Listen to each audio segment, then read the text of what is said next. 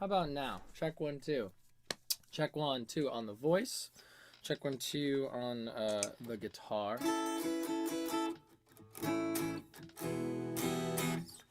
Okay. Check 1, 2 on piano. Let's hear it. How about now? Check 1, 2. Check 1, 2 on the voice. Check 1, 2 on the guitar.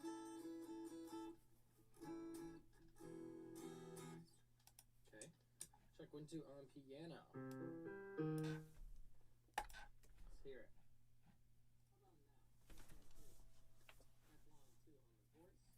it. Yeah, and now we got the echo back going on it too. Okay, good. Looks like we are all set. Can't hear you, turn on sound. There we go. Love the song. Could be louder. Okay, my friend. What could be louder? Whole thing?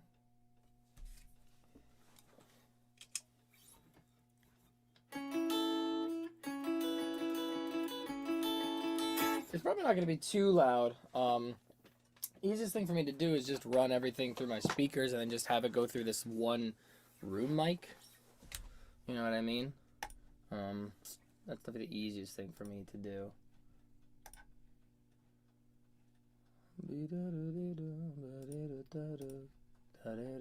Man, it's so funny.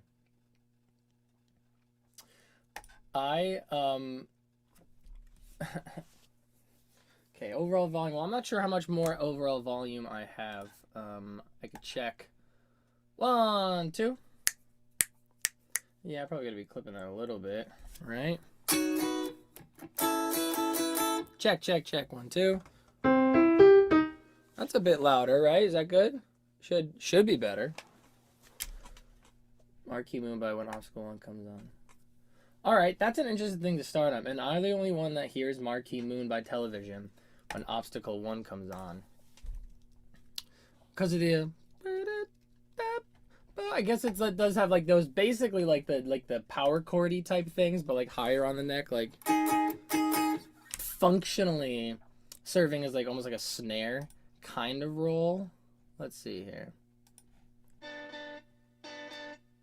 I hear it. I hear it. I definitely hear that.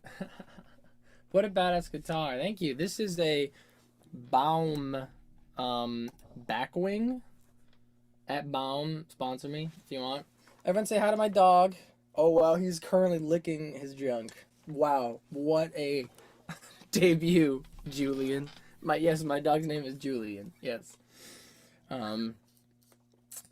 Mostly after Julian Casablancas, but also a little bit after like my girlfriend and I really like Jenna Marbles, and her husband, his name is also Julian. So there you go. Haha. Okay, cool. Everything sounds good. We're going to get right to it. So, for people who are new here, welcome. We've done a couple of these, and they've been a lot of fun. Things are really great in the chat. I've really seen how much of a great community that we can even have in there, and I try my... I don't try my best. I do. I will read every single comment and respond to everything that I can. If the dog keeps licking, I'm going to have to put him in a different room. I'm going to have to go move him. But, you know, something that I was playing around with before in the first couple streams was whether or not to, like, prepare anything and, like, learn the songs at all. And the thing that I wasn't sure about, though, is that, you know, you're not getting a real-time live analysis if I learn anything ahead of time. Because the second you start putting your finger on the fretboard, the second you start figuring out what the notes actually are and stuff like that, you're analyzing immediately. It's impossible to kind of turn that off. You know what I mean? It's like tell someone, it's like, don't think about elephants. Too late. Think about elephants. You know what I mean? And so it seems to me that people are very interested in seeing the entirety of the process. And so I do try to learn these things by ear, mostly live in real time. And, you know, if I have to look up a tab or look up chords, look up something because it's like something wacky, they're just that I feel it would be a waste of time for us to for you guys to sit there while I spend, you know, way too much time figuring out like one note or one lick or one chord or one whatever, I will do that. But for the most part, you are watching the whole thing just absolutely, absolutely live, absolutely real time. And because of that, there's, you know, a lot of it's the organic process. Let's just put it that way. It's the organic process. So Interpol. Let's start talking about Interpol. My relationship to Interpol, I like Interpol. I always have, but I never like got like heavy into them. You know what I'm saying? Like I've always just like had a song or two of theirs on like a playlist or, you know, on my iPod, you know, and, you know, definitely got lots of songs, you know, from LimeWire and FrostWire and stuff back in the day from them. And I've always liked them, but I never got super, super, super into them. So if anybody knows any like really fun trivia, relevant lore, information, stuff like that, definitely hit me up with it. Just, you know, hit me right in the chat with that kind of stuff. Yeah. When I saw the Meet Me in the Bathroom documentary, which by the way, if you guys haven't seen the Meet Me in the Bathroom documentary, I highly recommend doing that because it's great. I'm reading the book now because of it, although I gotta say the book's a little depressing because, you know, it just talks about this like electricity in the streets of New York that it's just not there anymore. You know, I lived in New York for a long, long, long time, and it really does just feel very, very different now. It felt different before, but even now, especially post-pandemic, it just feels like it's just not the same. So I'm kind of barely working my way through that book because every time I read, I get a little bummed at how, you know, I'm a New York City based person and it's not, you know, it doesn't seem to be what it was. But, you know, maybe I'm making that up. I don't know. I don't think I am. Everyone that I speak to, like friends and acquaintances, seems to agree with me. Anyway, in the Meet Me in the Bathroom documentary, Interpol's involvement of it, I thought was very fun, very interesting, very cool. But I also thought it was just kind of hilarious because, like, you know, like the Strokes and the Yeah Yeah Yeahs and stuff were like kind of like popping off. And Interpol, by and large, kind of started the same way. And so, like, you'd be like going to these other bands, and then it's like they're like, you know, imploding and like having all this like fame and, you know, explosion and all kinds of stuff. And I know that's not all good. But then all of a sudden it'd go to Interpol and they'd be like, oh man, what are we doing? Nothing's going right, blah. And it was just funny. It kind of felt like, do you guys know that TikTok meme where it's like, back and forth between something like nice and then something chaotic, and it feels like the sound is like something in the sunshine, back and forth, and it felt like that it was just like the Strokes and the Yeah Yeah Yeahs enjoying their success, experiencing success. In the sunshine, Interpol struggling while playing empty clubs in Europe, back and forth. So I thought that was very funny. My favorite album from them, great time for music, early 2000s, 2010s. I completely agree, my friend. Okay, so why don't we hop right into it? Okay, let's take a listen and we'll start talking about things, and I'm gonna start figuring stuff out as I can. All right, this will be fun. I kind of just like listen to it, and you know, if I gotta go look up a tab or if I gotta like go on YouTube and like play it at like half speed or something to like try to figure something out, then we can do that too. But there we go.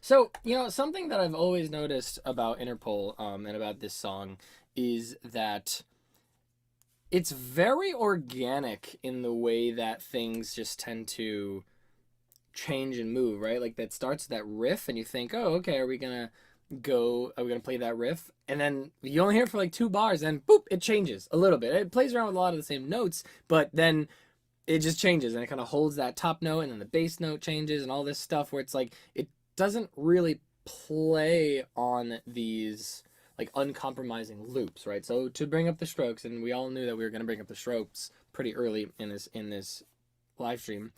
The comparisons are definitely there for lots of reasons. You know, that was the sound of the time, and there's also this kind of like angular guitar sound kind of thing, and a lot of like the downstrokes and stuff. But compositionally, the strokes and Interpol seem very, very, very different to me. Where the strokes kind of have these like very uncompromising loops of like, you know, and it's a damn good loop, right? Like it's perfectly arranged, and they just go around and around, and nothing really changes until there's a big change, and then it's like a flip turn, like a smash cut to like a different, you know, scene. If you're kind of speaking, you know, in terms of like cinematography, it's like, you know, a metaphorical analog or something like that. The strokes, like they have these really well composed shots, and then they smash cut to a totally different thing. Whereas Interpol seems to more have the like organic, looser, you know, more momentary, like approach to the cinematography of their songs, so to speak.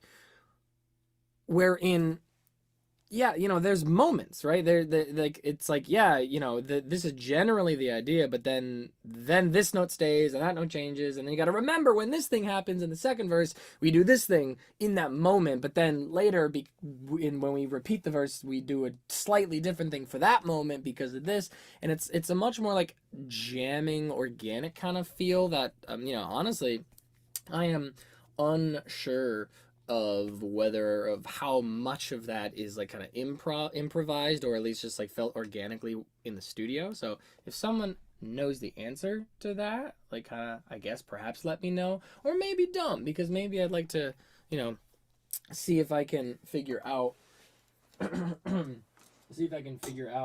you know, my kind of assessment on my best judgment on the creative process of that. So first thing is going to be first. You know, we got to figure out what kind of key or scale we're playing in, right? So let's see if anyone can beat me. I don't know why this dog is like halfway off the couch. What is he doing? Julian created a trap for himself with those loops. A trap that, and this is a joke, by the way, a trap that he could only get out of by forming a new band with the Voidz. But that is the stroke style, is those loops, and like, and you know, we could talk more about the loop thing later as we more develop an idea of what this Interpol song is kind of like. So first things first, we're gonna figure out, right?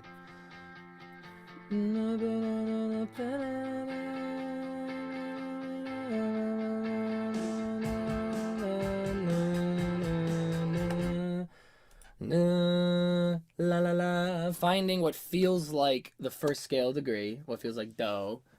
I hope you guys like my slippers. Do, do, right? So this is probably, I don't know, C, B, oh no, F, okay, yeah, totally wrong there. Okay, so I'm seeing at least the scale of F major. I'm not gonna say we're in the key of F major, okay? And there's a difference between scale and key, of course. Let's see here. I want to make sure. Oh, I have the wrong tab. I want to be able to make sure that you guys can see. Okay. Obstacle 1. I'm seeing for the scale because I mean I've heard this song before, of course, you know, dozens of times. And I'm pretty sure the whole thing is diatonic. But I'm definitely seeing F major for this. So, okay. So since now we kind of know what all of our notes are there, we can, I guess, start from the beginning and just try to hear exactly what this riff is, right? So I'm gonna try to separate. This is one guitar playing, you know, these really nice, this kind of like syncopated, it's kind of hinting at a chord progression because of the way that it's changing, but we will see about that.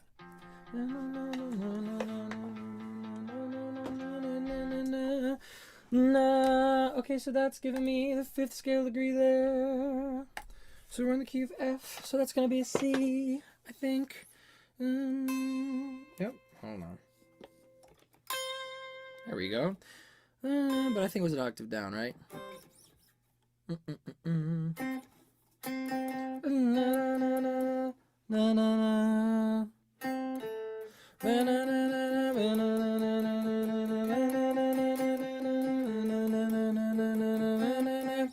Okay, so we're gonna figure out, what is exactly is going on with this, right? We're gonna go moment by moment, change things we have to. So the intro, in the top line, we have the 5th scale degree, down to the 3rd scale degree.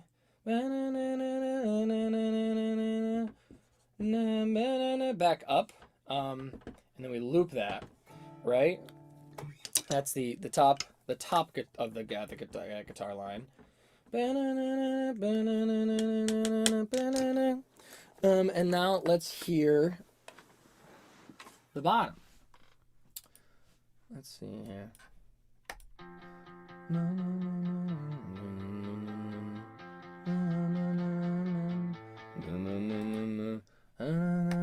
Okay, so actually, yeah, wait, so that's actually really interesting immediately. I wonder if my perception is playing on this, because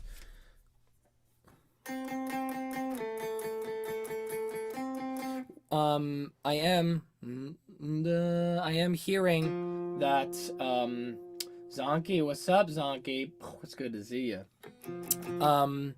More Interpol analysis. Well, hey, it seems like people are enjoying it, so there you go. Alicia Shannon, exactly what I was hinting at. Yeah, homies know. Hey, by the way, since we were hinting at that, we are doing we are doing the we're doing Leave It In My Dreams on Monday. Leave It In My Dreams by the Voidz, just so you know. Let's see, it plays the riff on the A and D strings because there's an open A in there. Oh, okay. All right. Well, that's nice. That's good to know. Well, thank you. Yeah. Okay. Well, how was I about to play it, right? I was going to play like...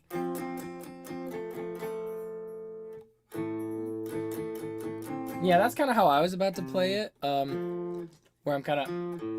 with that left hand muting there.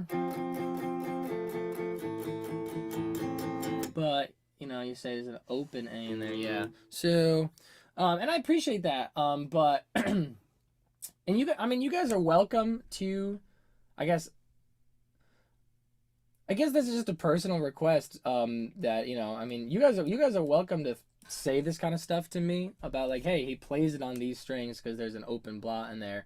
You're definitely welcome to do that, just so you did. But know that if you do that, you will probably be missing out on a little bit of the process, right? Because I was just humming it and singing, playing it down here, and it might have been an interesting process to see if I would be able to work my way to the correct thing just by ear. You know what I mean? Like that part of the process of working that out might be interesting to some people.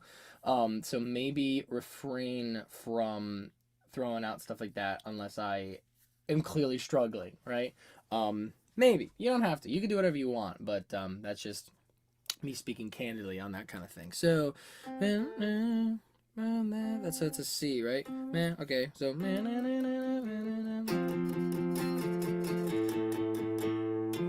Oh, wait. When does the bass line change? Because it's more syncopated, right?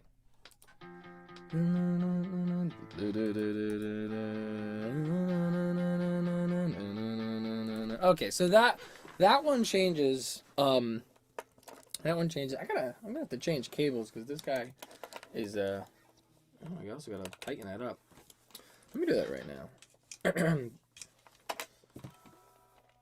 Wow. Cheyenne, you are totally fine, Cheyenne. I do appreciate the help. You're clearly being very kind and just trying to help, and I very much appreciate it. I've never experienced this before, so I had this elbowed cable here, and I've never experienced this before where this was actually doing me dirty, because when it's just a straight angle, it like pulls it away from the wheels of my chair.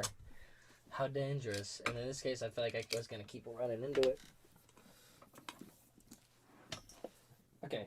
You guys let me know if the dog licking in the back is bothering you.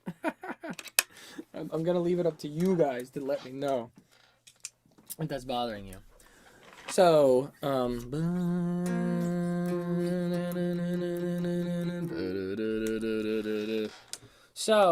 bottom line, we are seeing 1, what is the repeat sign? Something like that.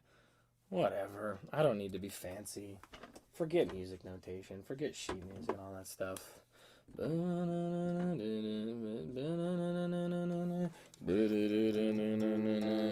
down to the A is, also the 3. Interesting.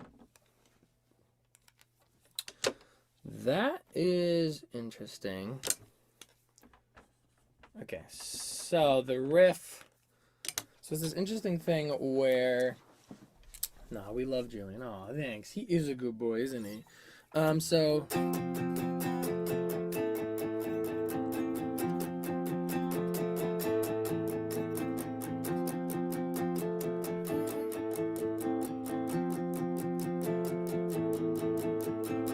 that is wild to me, by the way, that, because I've heard this song like so many times, and it never struck me as so major. But this is just the 1 chord. Like the 1, 3, 5, and then even when we go down to the 3 there. This whole intro is actually just a 1 chord. It's just a 1 chord arranged in a really interesting way.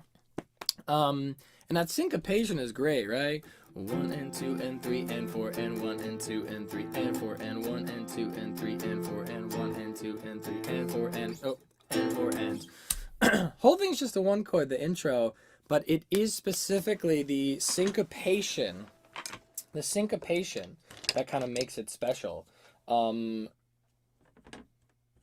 Just a 1 chord, and it's just basically a 1 to a 1 in first inversion. Really, that's it. Do people know figured bass? Should I be using figured bass, or should I be using just right first inversion? Would that be better for you guys? Yeah, that intro's just a 1 to a 1 first inversion. The top line syncopation really, I think, makes it, right? Was that the and of 3? And of 3, right? Whereas the bottom line is moving. Interpolar strokes make major sounds of melancholic. Yes, they really do. Especially, I mean, that, yeah, right? Because when we did The Adults Are Talking, too, we were saying, like, we were talking about how people are like, are you sure it's not G minor Dorian? And I said, hey, it might be. We're gonna keep going, though, and see what happens. Oh, coincidentally, that song was also in F major, so that's funny. We've only done F majored songs on Livestream so far. Anyway, yeah. So the bottom line is 1 and 2 and 3 and 4 and 1 and 2 and 3 and 4 and 1 and 2 and 3 and 4 and 1. So that one's very straight on. But then the top line is the interesting thing, that syncopation. 1 and 2 and 3 and 4 and 1 and 2 and 3 and 4 and 1 and 2 and 3 and 4 and 1 and 2 and 3 and 4 and when you put them together, you get this really interesting like sliding feeling, right? Where it does kind of feel as if, yeah, you know, they're 2 different voices, and it's interesting that, you know, when the one moves, the other stays, and then so they take turns, right? And it's funny that the syncopation of the top line and the way that we have that oblique movement where the bottom line stays when that note changes, it kind of throws you off balance and makes you kind of feel as if the bottom line is also syncopated in a way, right? Because they're, you know, just spread, they're disjointed from each other. And I don't know if people are as visual as I am. I'm a very, very visually, like, a metaphorically, like, visual thinker. And so I would definitely describe it as angular in a way. And so it kind of feels like you definitely come in here and you have these two lines like this, you know, with the bottom and the top, right? And it's just so, it's so interesting to me that, you know, we got,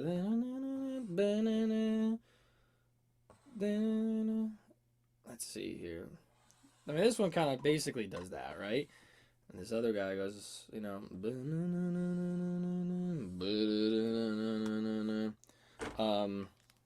rinse and repeat, I suppose. Perhaps I should draw that sliding back up. Well, I mean, it doesn't really slide. That's the thing at all. This is the shape we get from this riff, right? And I said this before, and you guys can agree or disagree with me if you want, but I've always felt that, you know, Interpol and this whole early 2000s alternative guitar rock thing, it was just incredibly angular. And look at this. I feel like this is such an angular riff. I'm gonna put a little distortion on this. Not gonna sound good? Oh, I messed it up. And also, that's heavy. That's a bit too much distortion, ain't it? In it. Okay.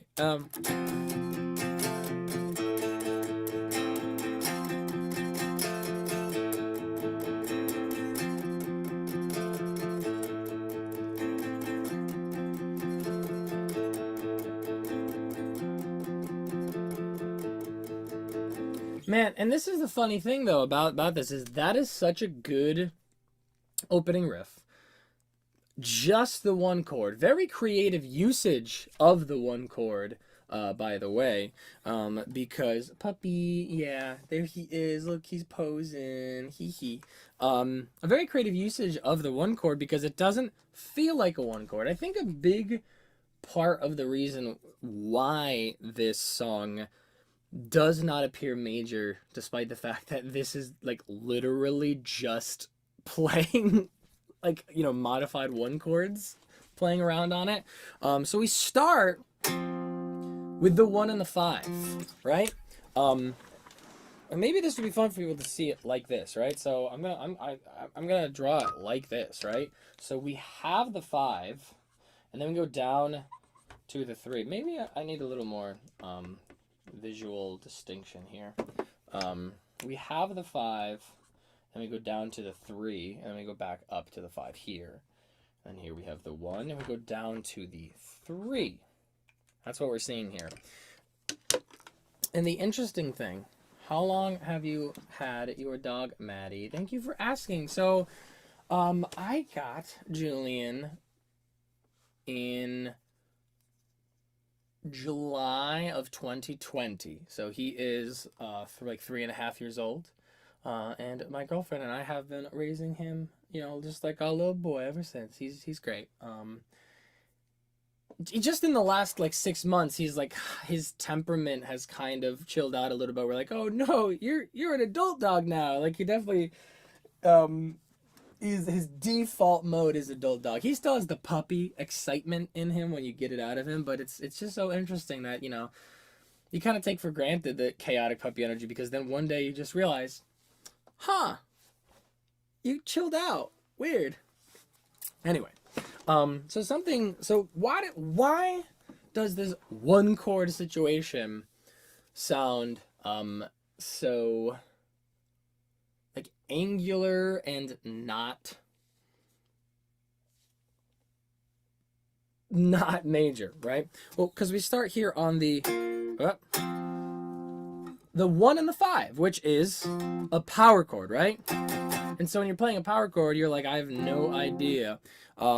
Is this going to be a major chord or is it going to be a minor chord or, you know, something else? Like when you're playing a power chord, the quality major minor is still ambiguous. So we start ambiguous, right? And then we do hit the 1 and the 3, and when you play these together like this, they do sound very clearly major.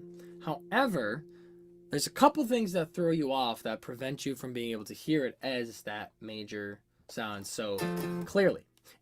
Your brain is going to hear the syncopation first. You're not going to hear the major situation first, the notes. You're hearing the rhythm first, right?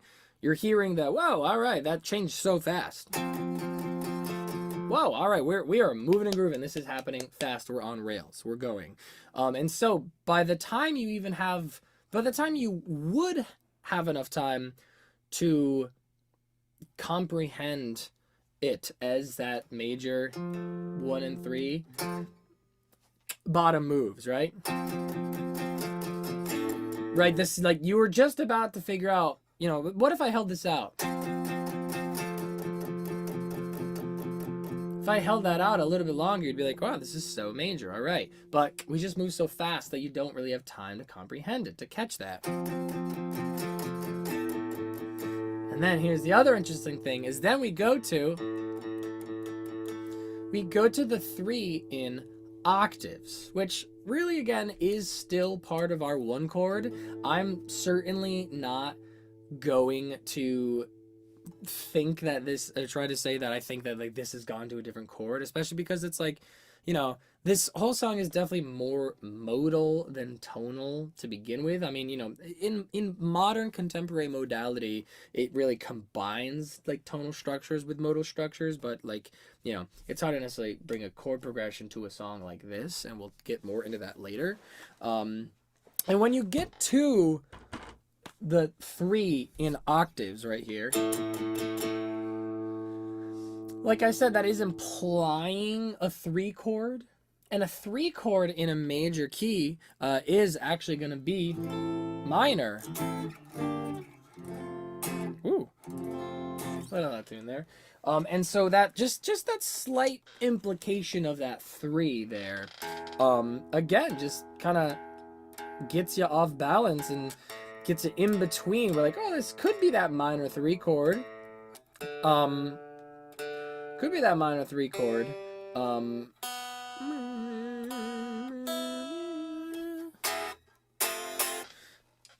That better? That is better. But you don't have the rest of the chord to fill that out, so it remains ambiguous, right? But it's right, yeah, it's ambiguous to the point where it's just like totally neutral. And then when we get to the 3 and 5, then it gets even more implying that, right? So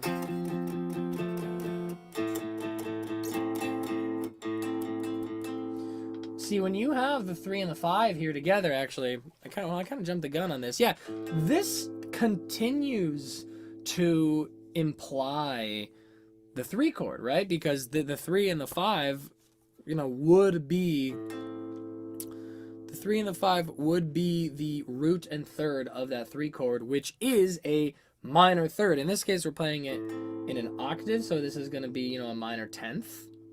And man, tenths are very, very nice, very, very sweet. If you haven't like spent time playing around with tenths, definitely get in there and play around with tenths. Tenths are great. That's very much like the Radiohead sound. Radiohead was huge on tenths, and like open, you know, spread out chord voicings and stuff. So I don't know, play around with that. So, you know, yeah, you know what? I think I am going to kind of change. I think, honestly, I'm gonna change this now. Now looking at this 5-3-5, the 1 to 3 to 5. Oh, Julian, buddy, you're in the way, buddy. Come on, I gotta get in there. It might be in them.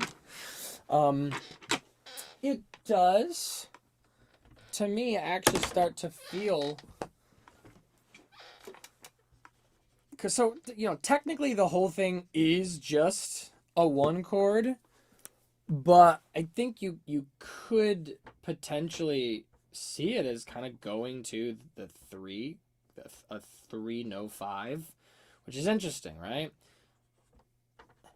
Because when you go to a 3 no 5, the 5 of your 3 chord would have been T. That would have been your 7th scale degree, which is that really tense note, right? It's the leading tone. The leading tone is really, really intense there. And so I do think that the note 5 would be a significant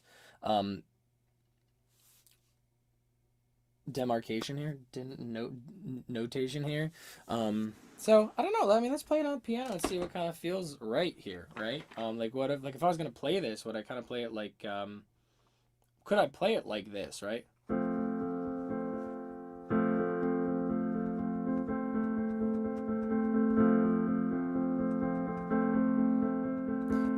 I'm probably playing that way too softly for you guys.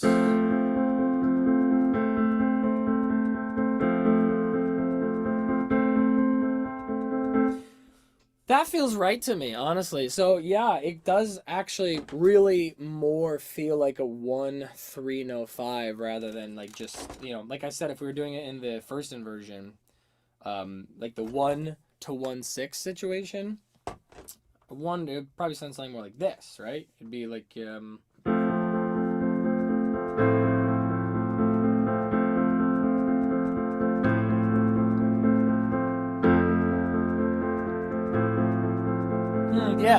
no, the I think, and this is something, an interesting thing you could do when you're really trying to figure out what things actually are, is just kind of come up with like a proxy of them in general on a piano and just see if the flavors feel right. And so when I play these flavors, you know,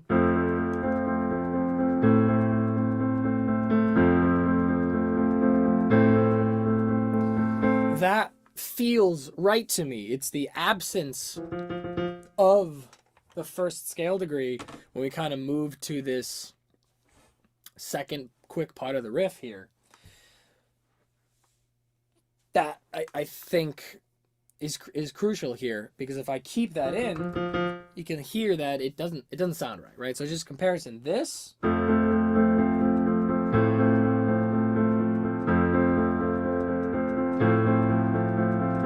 I think does not sound as accurate an approximation of the flavor sonically of the song as this.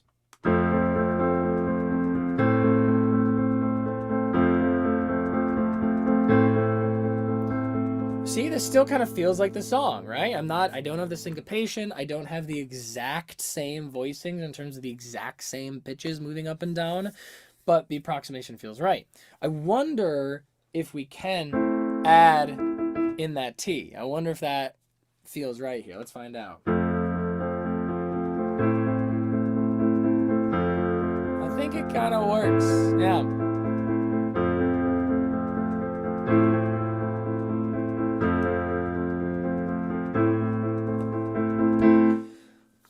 I think that kind of works, actually.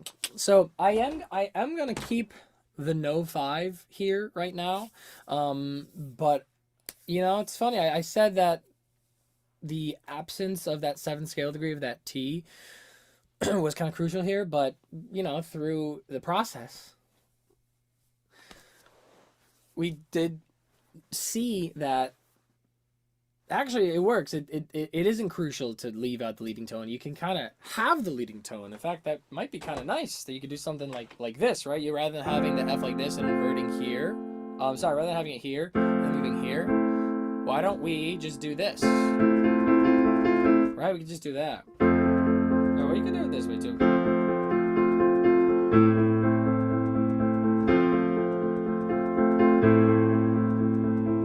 This works as a piano arrangement of this piece, right? I think it works.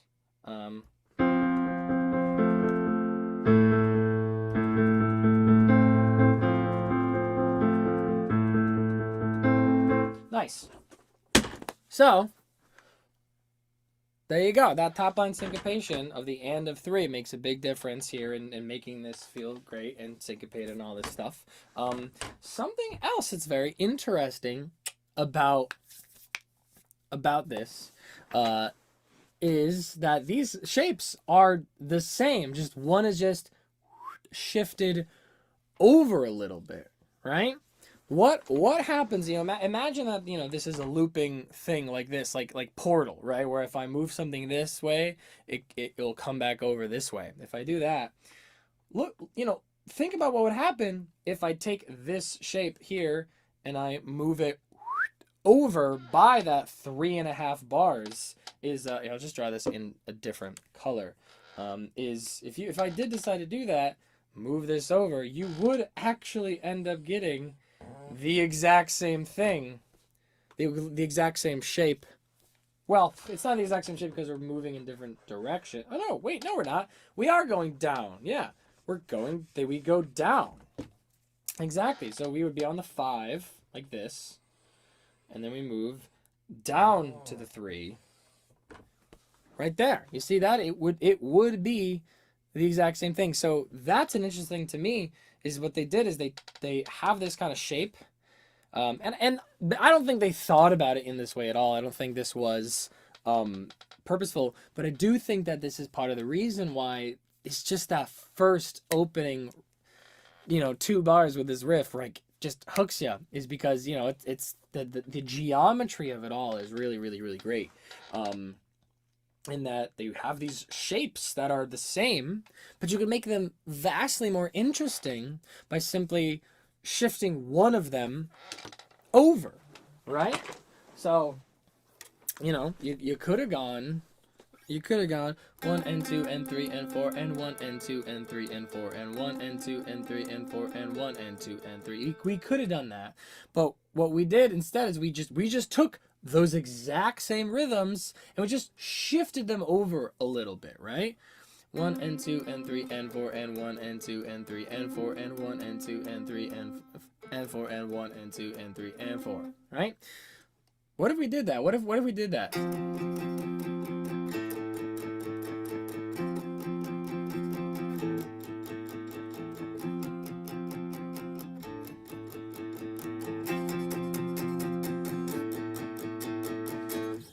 I don't think that's all that bad, honestly. I think that's pretty good, frankly.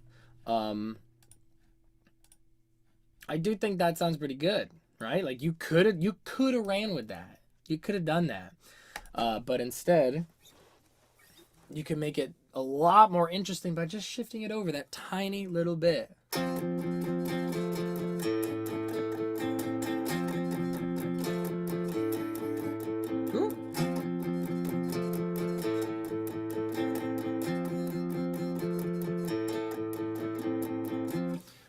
Yeah, nice. Very, very, very cool. So, yeah, very, very, very cool. Why did we spend, 40 minutes just talking about the first 7 seconds of this riff? Let's see here. 6 seconds?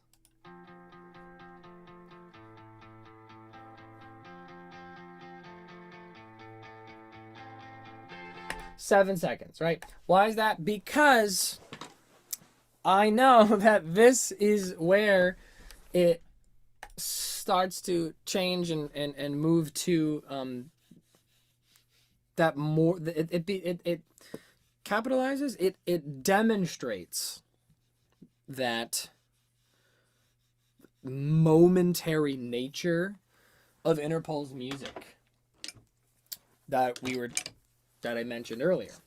You would think, great, good riff, keep it going, add to it, right? And you kind of think to yourself like, oh, then there's that kind of like rhythmic counterpoint situation over there is coming in. When that comes in, you would expect this riff to continue, and it doesn't.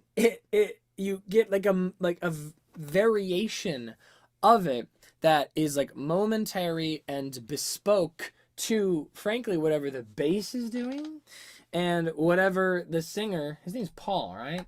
And what's the bassist's name?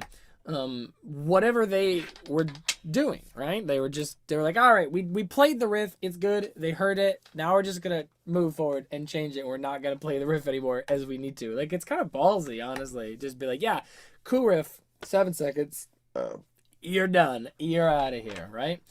And I don't even know if you guys realized that. Have you guys realized that riff totally, it does not repeat in that same manner at all? They do use those notes, but it totally changes up the rhythm entirely, where they kind of just stay in these areas much, much, much longer. Interpol. Oh, No, not Interpol, the International Criminal Police Organization. No. No, Google, not. Paul Banks is the singer, right? And yeah, so Carlos was the bassist, right?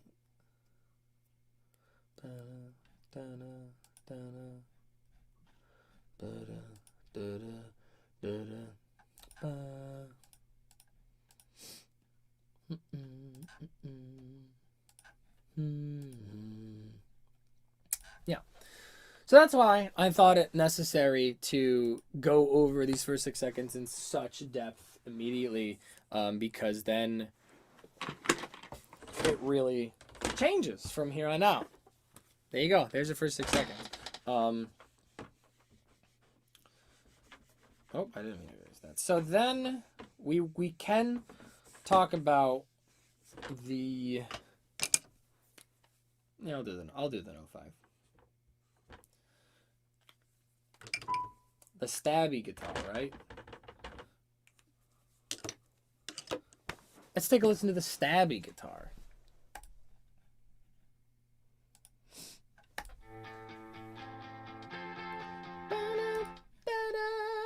Oh, hold on.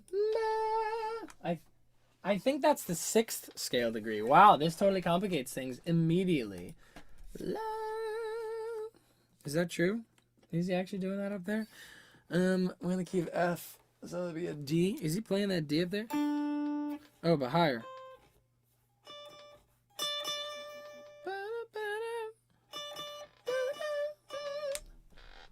Oh, am I wrong? Am I wrong? That's okay. I could be wrong.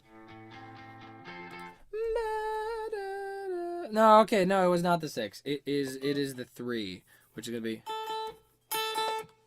But he's playing kind of as a chord, as a power chord kind of thing, right?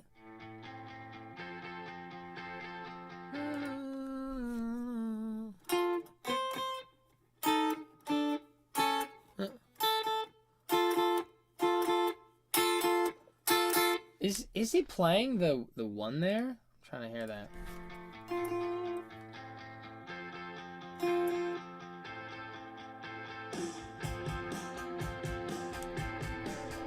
Sometimes it's hard when you got these crunchy little things sticking in there.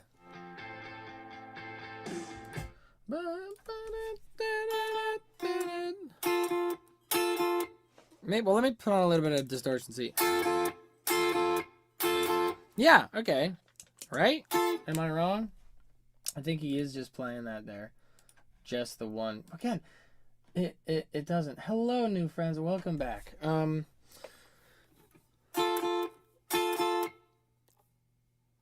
Yeah, I don't think he's playing anything else, right? Because he's not doing that. He's definitely not doing. He's not doing anything like that, and I don't think he's playing that up there, and this down here. No, he's. That's my final answer, final guess. Turn this down a little bit. You're a bit loud there, ain't you, kiddo?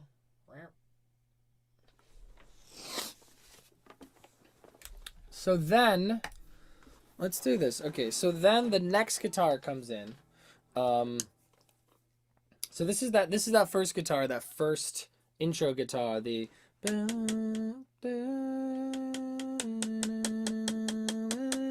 And now we're taking a look at this one, and I think this one is just stabbing us with the 3 and the 1, right? Is for like a while.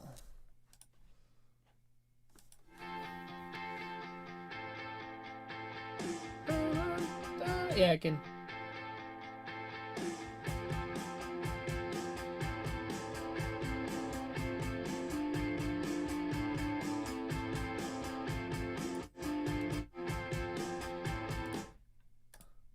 I think he's playing the 6 and the 5. He's definitely not playing the 6 and the 5. He's playing the 1 and 3.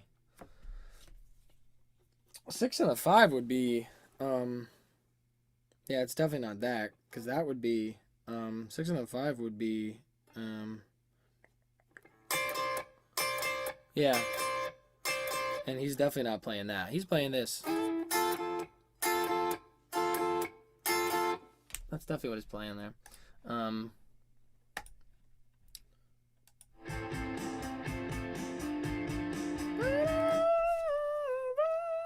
Does he just go up an octave there? What is it? Is that all he does? Is go up an octave?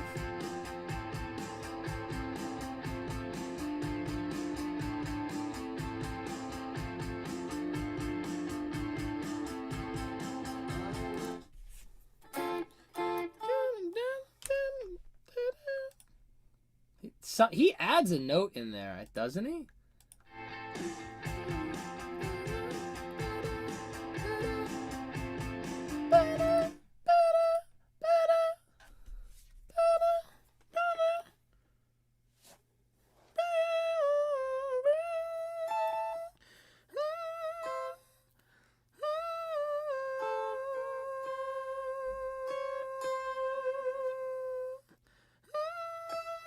Yeah, no. Oh, I know what he's doing. I know what he's doing.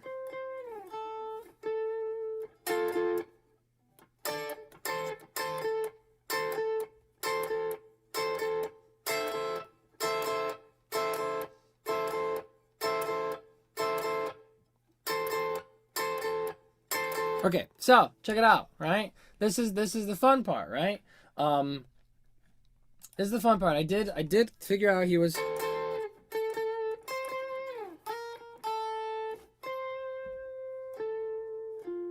Right, okay, so.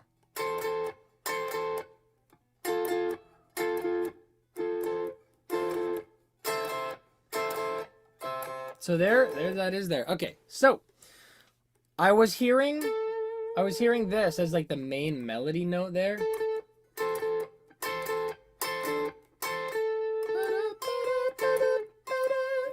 And I was, originally playing it down here. And this is why this is how you can start to figure voicings out, intuitively, right? It's because I'm playing these notes here. And then I heard that note up there. He added it, right? You can hear that these bottom notes that we were already playing are continuing. And so you're like, wait a second, he's playing these notes. And then all of a sudden, he pops up and plays these notes, this note up here, and adds it. Well, that's impossible for him to do this and add those notes. So then I'm like, all right, let's go find a different voicing where that is possible to just add that on top. And you're like, oh, okay, now I can take these and put them up here. And then that gives me access, right, to then be able to add that note.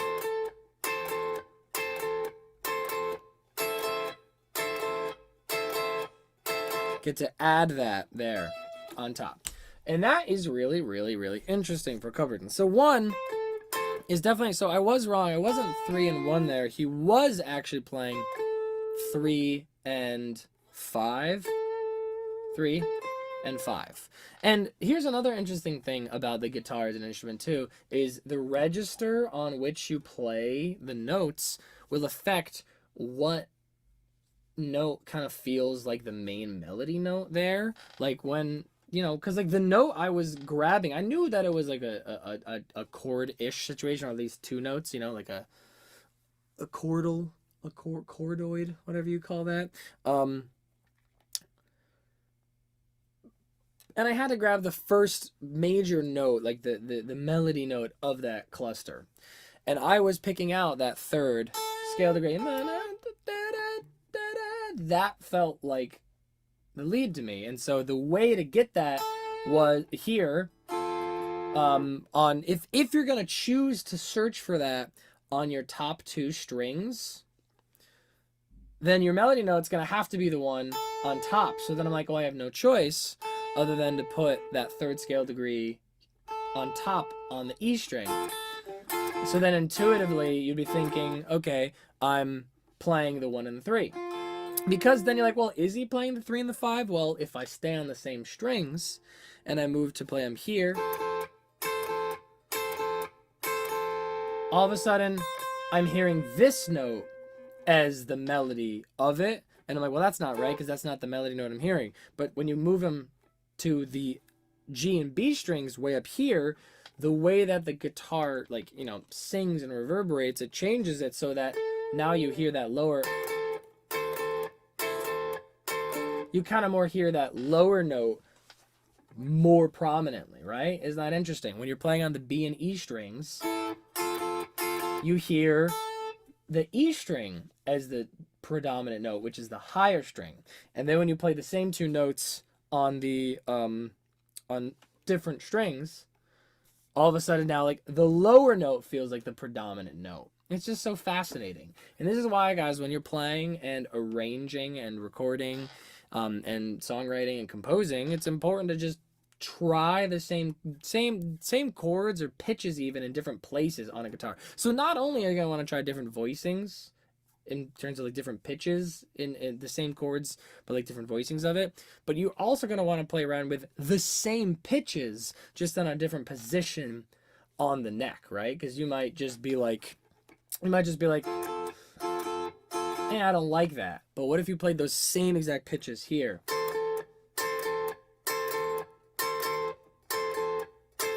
You might like that as well, right? So sometimes it's not the pitches, sometimes it's the sound or the voicing. Let's see here. One of my favorite songs off Interpol. That's why we're doing it. It's a great song. Thinking of the 6. I don't know why. No, it's okay. Well, because, you know, the reason you were thinking of the 6 is because I was also thinking of the 6 at first, is because this, it feels very, it feels minor, right? Like oftentimes the 3 and the 6 can get confusing because the 3 does kind of feel minor in lots of contexts. Honestly, without the 1 underneath it to anchor it, the 3 kind of feels minor. And so when you're hearing a minor thing, you're kind of thinking to yourself, okay, so probably the 6, right? Because the 6 is the root of the relative minor. So that's probably why you're thinking that. So Cheyenne, you thought the same exact thing I thought. We messed up together. How fun. Anyway, so that's very interesting, right?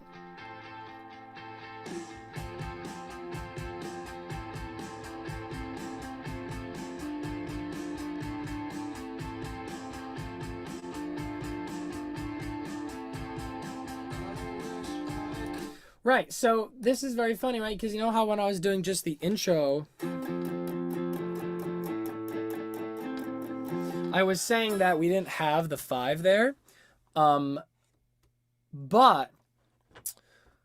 because that 5 would have been the 7, but then look what happens here on the other guitar, just like a couple of seconds later, is, you know, we have the 3 and the 5, and then, oh no, bring me back. We have the 3 and the 5, and then it hits us, it adds that 7, you know? It hits that 7 really hard up top. There it is.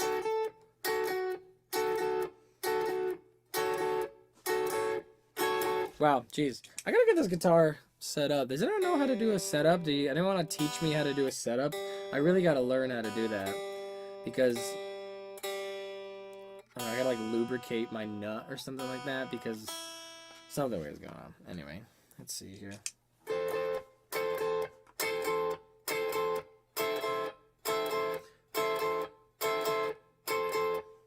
It just kind of ends up going up and adding. So we're going to erase this. The other guitar is stabbing us with the 3 and the 5.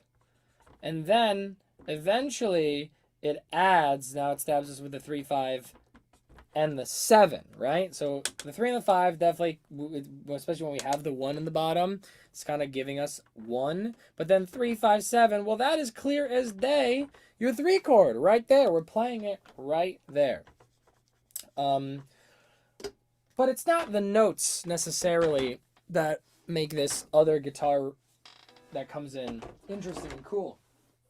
The thing about that other guitar is it's the rhythm of it. You know what I mean? It kind of hits you with these. I need more colors. Pink, is pink gonna work? Purple. What else do I have over here? Ooh, purple. Is that an Ibanez? No, it is not an Ibanez. It is a Baum. B-A-U-M. Sponsor me, Baum. Is playing this minor third interval it does, you know, what you're really hearing there, I think, is you do hear like the hair of the distortion, the way that they're interacting. You hear just like the sonic component of, you hear the sonic component of the distortion of the overdrive more than you hear the notes.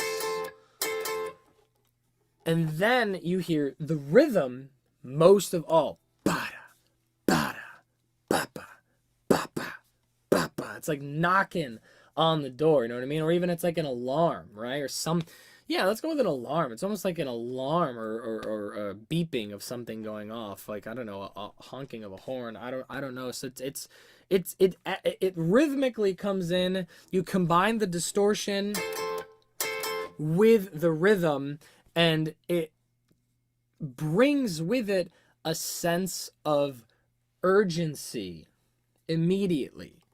Because, I mean, does this not basically sound like an alarm? Like, you know, please evacuate the building.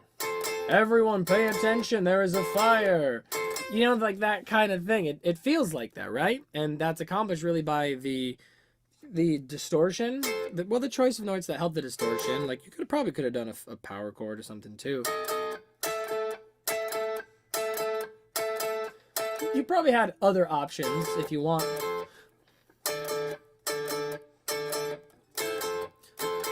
But point is that it is the interval with the distortion, a fairly small interval. Because if you did it in an octave, would it be the same? I don't know. Hope you guys don't mind me just playing around here.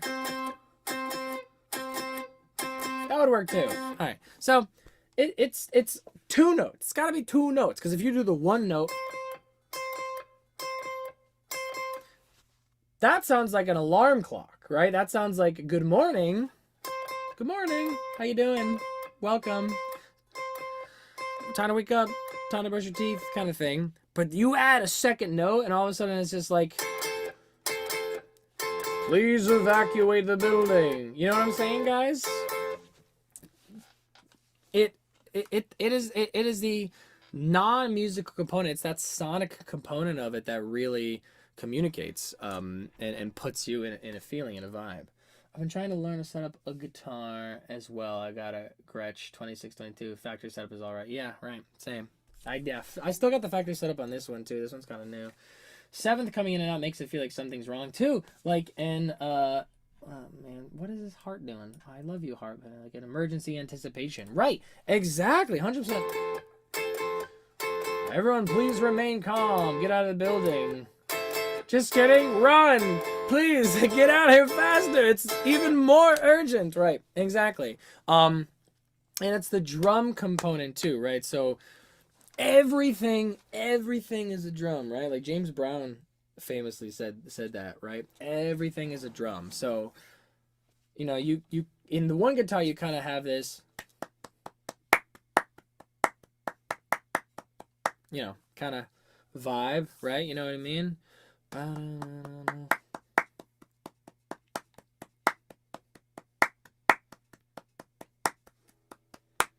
That's kind of what the one guitar is doing. And then the other guitar is just that drum. Those drums are huge, right? Together, you know what I mean?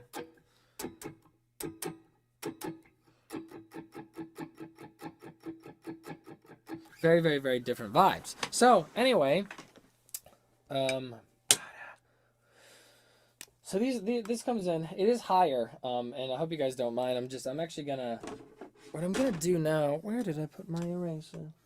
There's my dog laying on it. Hi, puppy.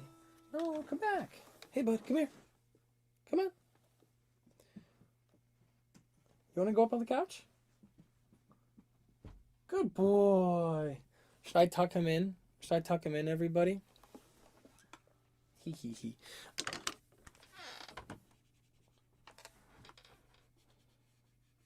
I'm gonna erase these notes so I can just, again, be more visual about it.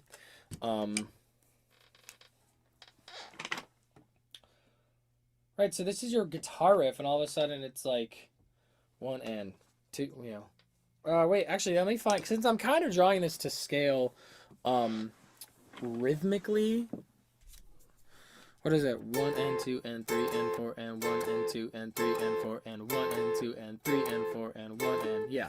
Obviously, you should tuck him in. Okay, I tuck him in.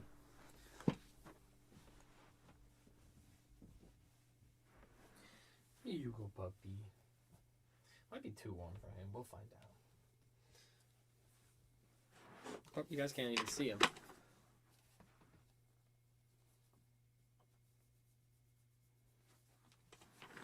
Kiki, 1 and 3 and 1 and 3 and, right? So kind of like an anti-snare, right? It's almost like, yeah, it could be a snare.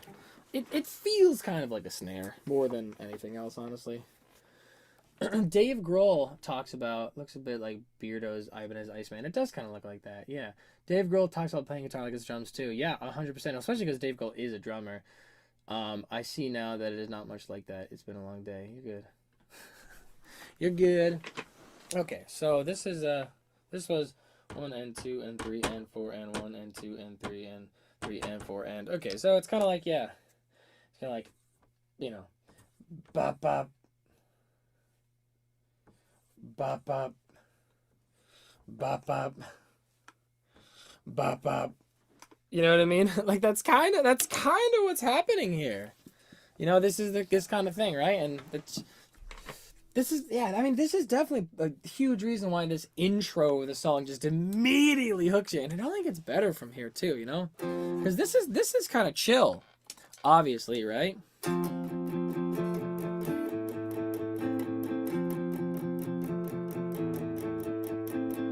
It's kind of chill. And then...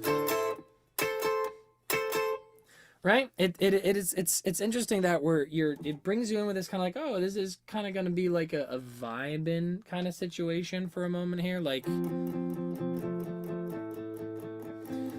okay, we're kind of doing, you know, a lower energy, mid-tempo, like, pensive kind of thing, right? I mean, it's not low energy, but it's kind of like seething under the surface kind of situation, right? Like something's happening.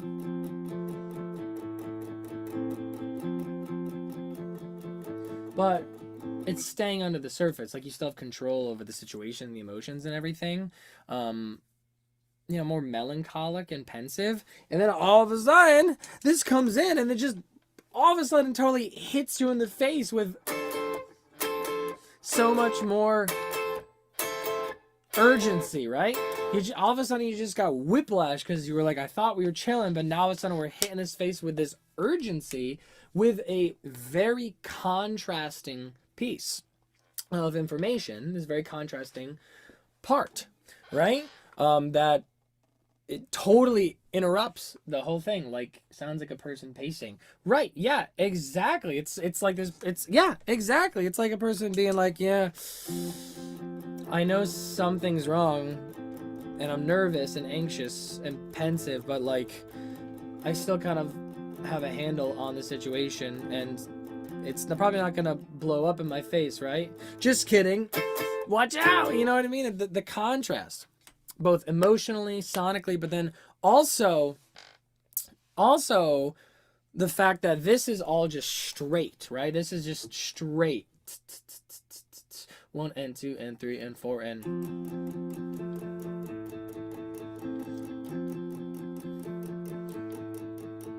it's basically legato as much as legato as guitar can get, really. It's kind of stuttery, but like, you know, this kind of downstroke thing.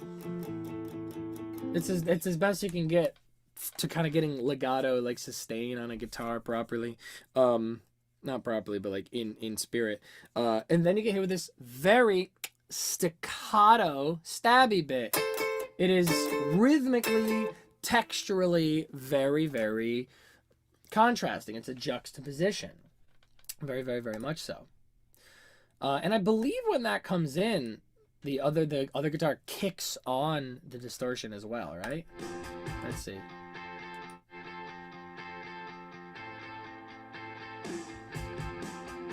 No, okay. When the snare hits you and announces the drum beat is coming and everything, then that's when, you know, this guy's generally clean. And then the snare comes in, and he turns on the... yeah, maybe. Right? To me, it almost feels like, if I had to think of another way to describe this kind of feeling, it is that...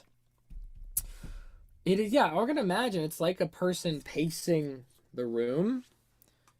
You know, someone is pacing the room here.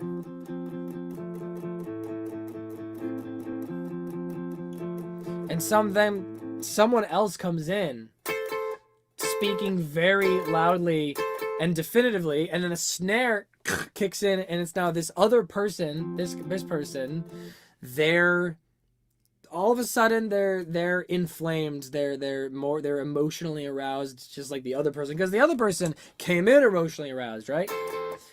And then when the snare hits, it's announcing, okay, and fine, and now I'm angry too, and we're in a fight, right? It is, at the very beginning of this live stream, I used the term cinematography, and the cinematography of just these first couple of seconds of this song are really, really, really striking, I think. They're very clear, they're very evocative, they're very vivid. Right? This song is such a time machine. Yeah, same. Oh yeah. Very, very, very good stuff. So then the drums come in, and obviously the drums rock. Let's take another listen, right? Well, let's also listen. Understanding or bearing in mind this cinematography of the scene being set of the person pacing. Someone comes in, and speaks to them, gets in their face or something. Presumably someone they know. I don't know. Maybe someone with bad news, or maybe someone come to start a fight. I don't know. And then the snare's like, all right, fine. I guess we're having this conversation. And then the drums come in, and the distortion comes in, and we're there, right? It is definitely such a scene being set. Yeah.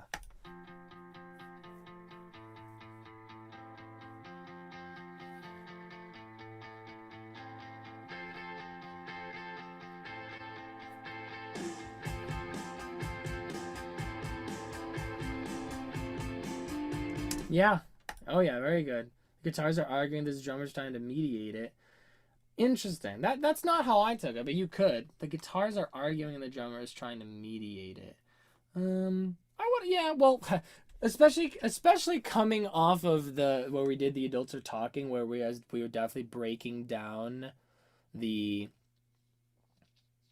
just how much the guitars in that song are talking to each other. I did not interpret this as the guitars are arguing with each other. I kind of more just thought of them representing characters kind of visually in a scene.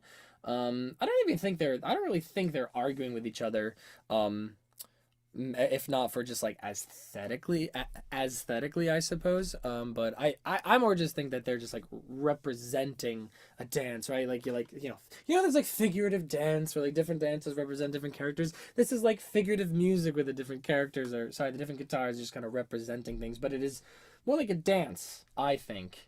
To me, I would describe it more as a dance of representation, interpretive, rather than they are actually arguing. You know what I mean? The hi-hat feels like it's following the rhythm guitar, bass drums following the stab guitar. Yeah. Yeah, I don't know. I mean, everyone's interpretations are valid. I just, for some reason, I was not hearing the drums, interpreting the drums as another character on the play. I was more hearing the drums as almost like a change in lighting, honestly, is the way that I was interpreting it.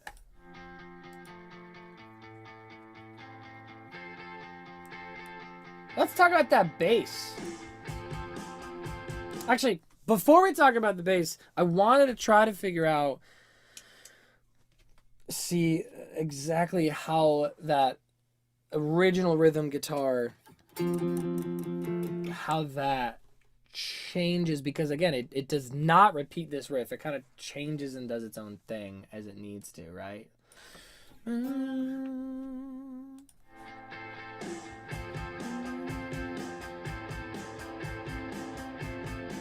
Okay, so yeah.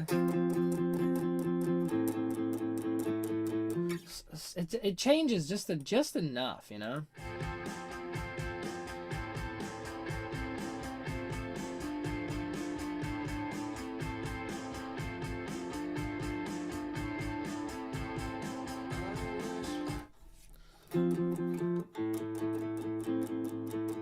Yeah, you know, and again, like now, that's a good thing about art. You hear what you hear, 100%. Oh wait, hold on. Well, there's a lot of new comments here. Hi hat feels like it's following the rhythm. Yeah, I see dip up. I like the way. Yeah, I mean, everyone's interpretations are completely valid. That's the cool thing, right? Which is what New Friend said. That's the cool thing about art. You hear what you hear, 100%. They're old bassists used to describe a lot of the instruments as dancing around each other. I would definitely agree with that. It feels like one person with spikes of anxiety. I hear that too. Yeah, exactly. Maybe, yeah, I like that interpretation too. Maybe it's like, this is, you know, the one person, and then the other thing coming in is simply, yeah, the alarm sounding, the urgency that immediately gives to you, representing their spikes of anxiety. I could definitely see that too. So, well, here is the thing though, is, you know,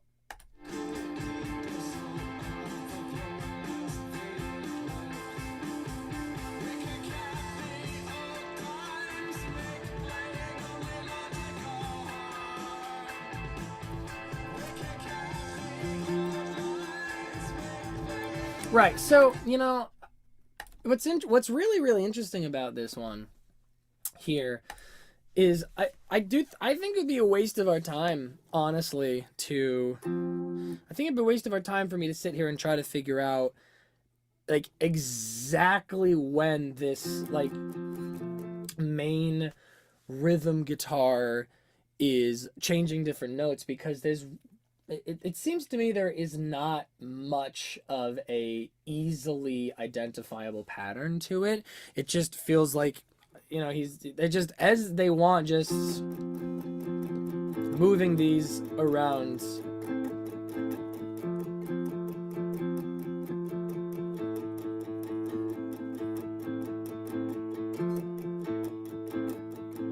You know, he is playing around just all those same notes, going back and forth between the 3 and the 1 on the bottom line, and then the 3 and the 5 on the top line.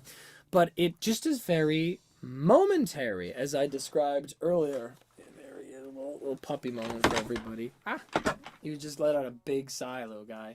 It's very, very very momentary, where, you know, it's not worth it for me to sit here and try to figure out exactly when all of these notes are changing as they have to, because the point is it is still just providing that texture. It's providing this feeling, you know what I mean? It doesn't matter exactly as these notes are changing so much in regards to the work that we're doing, because the way that the bass comes in and the way that this is just playing these notes continuously, it just is providing texture and like some modal soup, right? Because I did mention before how this song feels very modal, in the sense that there's just kind of all these notes being thrown around, just creating this like flavor, this soup, this like immersive vibe kind of situation, right? Where it is certainly like an Ionian soup, right? Where it's really playing around with these 2 chords pretty much the whole way through, right?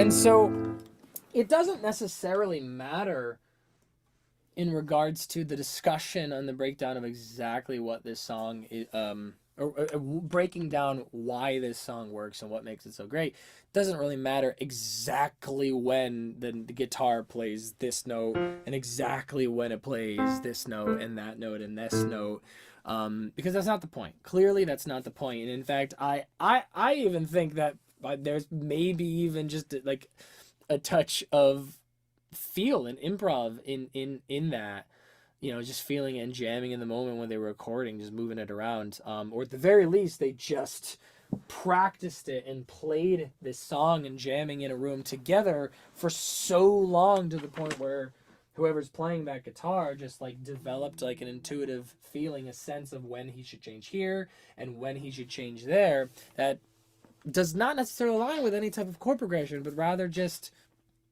you know, when they felt it was right to change these notes and stuff. You know what I mean? But what we're really doing here is just providing, ooh, can I do like a strings? Ooh, spooky. Again, providing this just like Ionian modal soup situation, right? Yeah.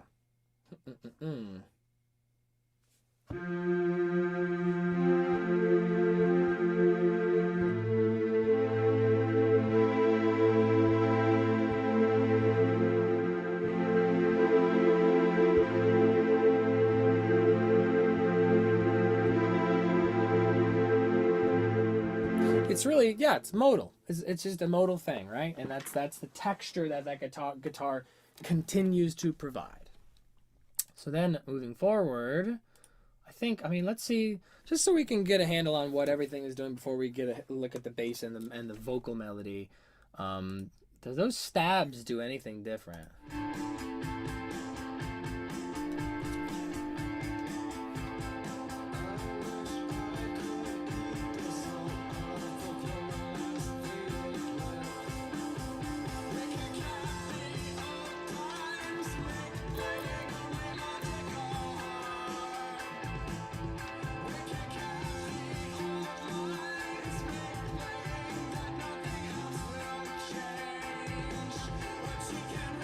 Right.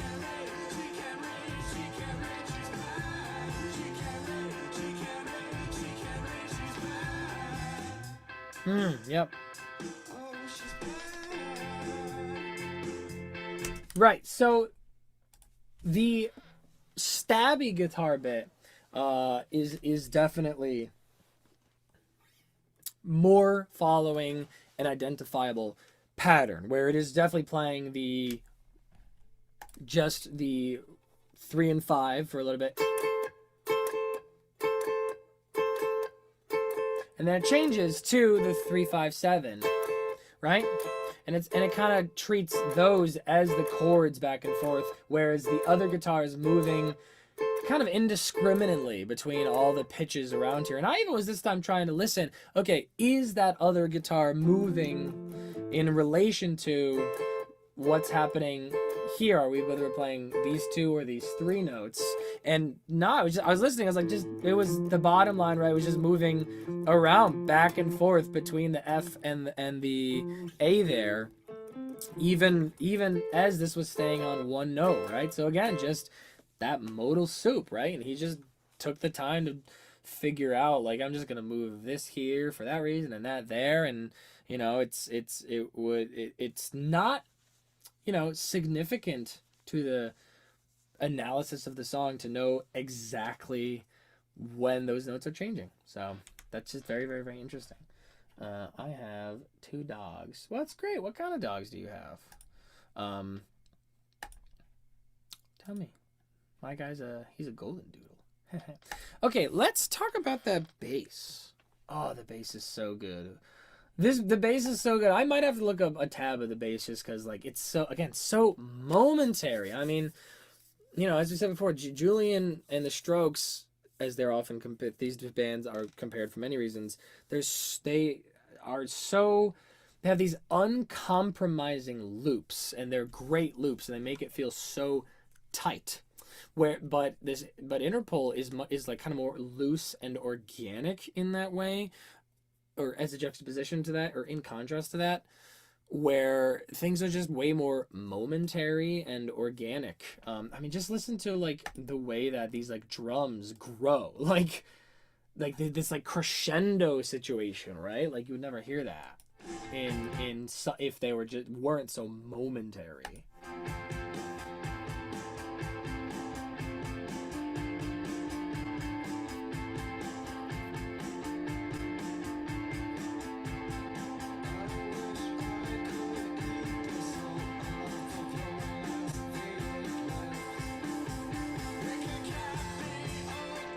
Right. I mean, so he's playing that, and he starts to open the clutch on the hi-hat, and then to like crescendo into this next section, and then when he gets there, he changes up the drum groove a little bit, right? And like there is a relation between the drums leading us, crescendoing us to the changing from this to this, and of course also with the dropping of the bass line, right?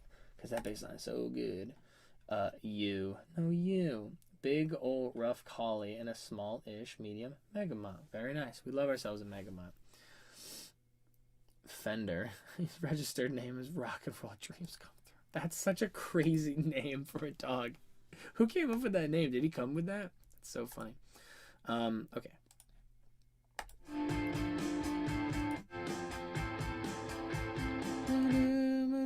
So the bass, yeah. So the bass definitely comes in. Oh no! Wait, hold on. Maybe the bass does not come in on the 1. Oh! Bass is totally changing things up here. Yeah, bass comes in on the C, right?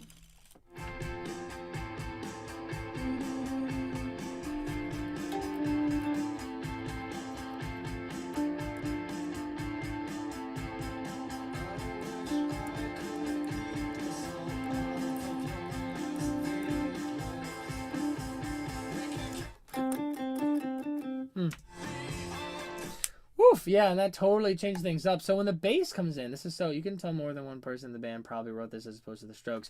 That is also definitely true. Alicia, how should I pronounce your name? Yes, you can definitely tell that this band spent time in a studio or a practice space or something together, really just working out these parts.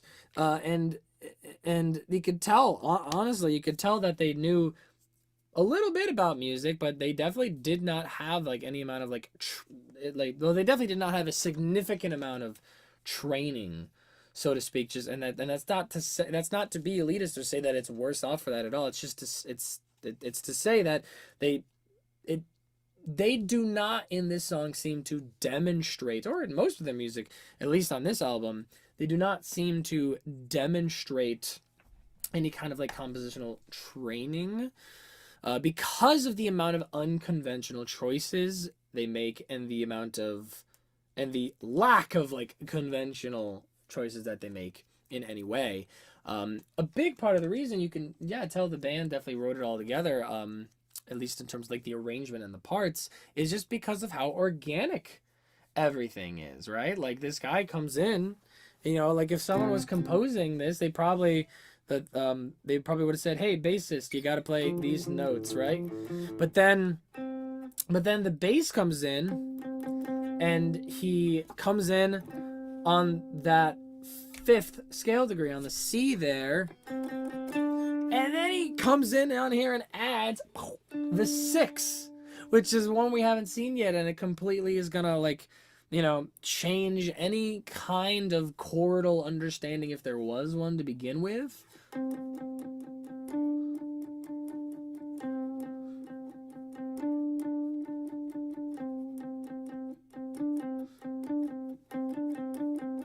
Right? Like he's just jamming it. He just figured out that felt good, that felt right, you know? So you are right on. So I should probably be changing this around a little bit, right? Yeah, okay, it's time to change, to start to develop an understanding. I guess my question is, like, so is the bass... Okay, before I write this thing down, I'm going to say now, T.O.T., Turn Off the Bright Lights, one of the best albums. Yep, that was a great one. Alicia, thank you.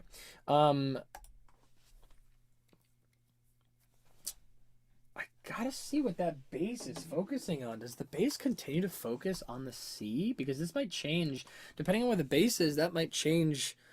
Are we in like an F major?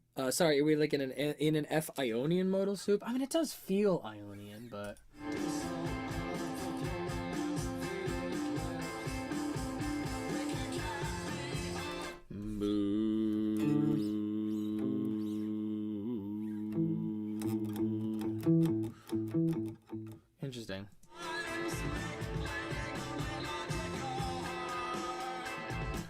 do.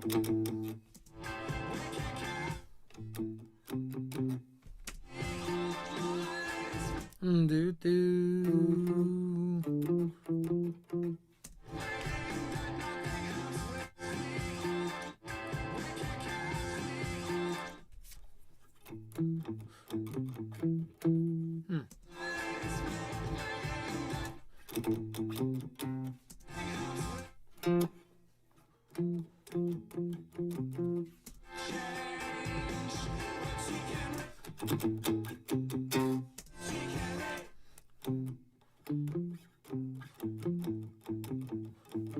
Wait, what does that one do? Do.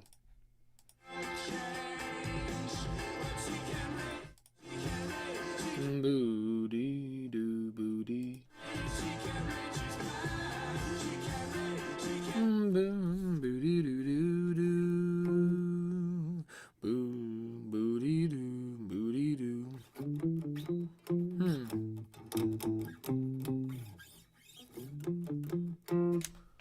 He must be doing some sort of...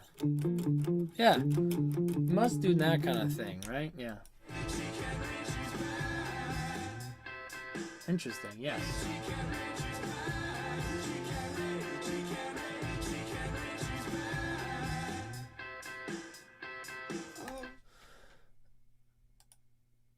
Huh.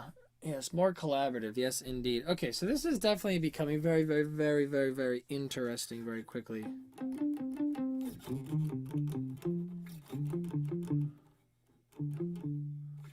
Okay, so we're really focusing...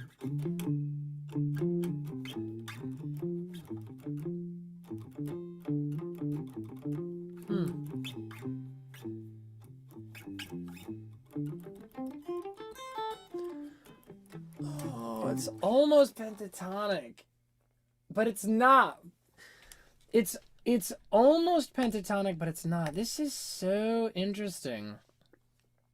Okay, so now let's start to talk about what the heck I'm freaking out about over here, all right? So when we get to the verse and kind of all the instruments are playing, you have guitar 1 playing like a 1 3 5, you know, 1 modal soup as we were describing it before, right?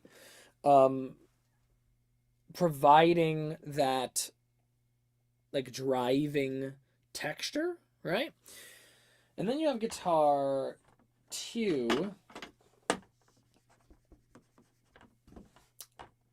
Guitar 2 is providing the like staccato, like the staccato alarm. Call it the alarm. Just like moving very strongly from, you know, 3 5 2 3 5 7. Right, moving back and forth from this kind of thing. So we do have the 1 in the guitar there, but it doesn't seem... That's right, I'm still there. It doesn't really feel like a major 7 thing, because we're really, as we kind of were playing around before, it really more feels like we're going from 1 to 3, playing around in those areas. But then again, sometimes this other guitar 1 kind of throws in that F in there, again, indiscriminately. And then the bass. Let's talk about the bass here. So the bass, part 1 of the bass, he's playing around with like, it's kind of a counter melody, right? It's very interesting, right?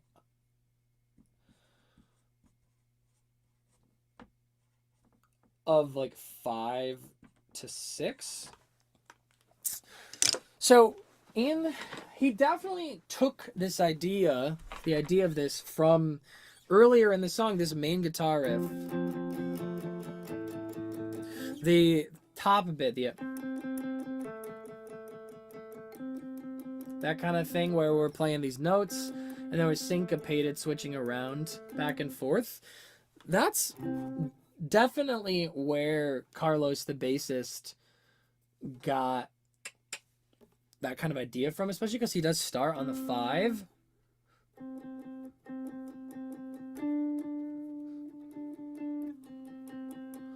And he goes up to the 6 there in this kind of staccato-ish, not staccato, in this syncopated manner that kind of acts almost like a fugue-ish counter melody. That 5 and 6 kind of acts as like a fugue-ish counter melody to the 5 to the 3 that other guitar was doing, despite the fact that that particular guitar melody is no longer present, right? So it's almost like this like kind of takes up on that. It's like almost like a callback, like a conceptual motif kind of situation, right? And when does that come in, by the way? When does that bass come in? Too far. Whoa. Whoa, yeah.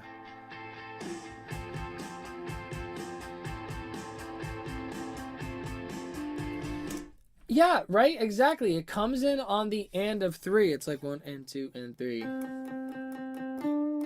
1 and 2 and 3 and.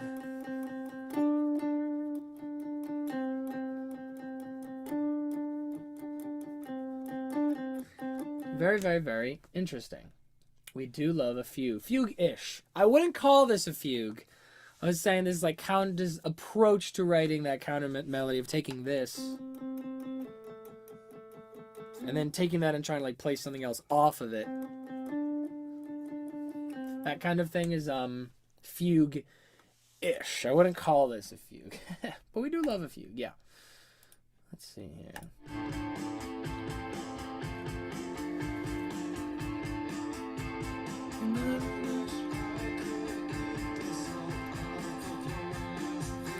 Boom.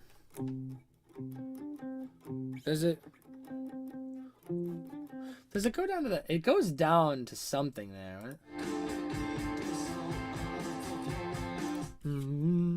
Yeah, interesting. And it just kind of... It barely touches down on the F, you know? 1 and 2 and 3.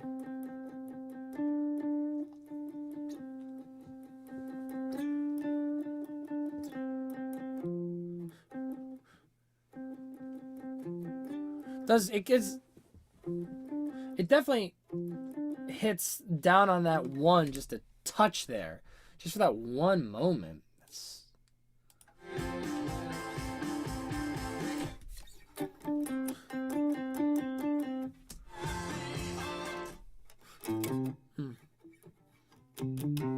Go down an octave there, man. The bass is crazy.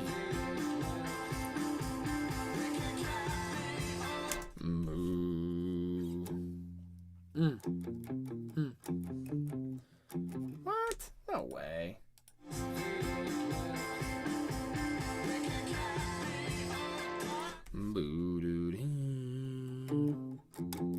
Is that what he does there?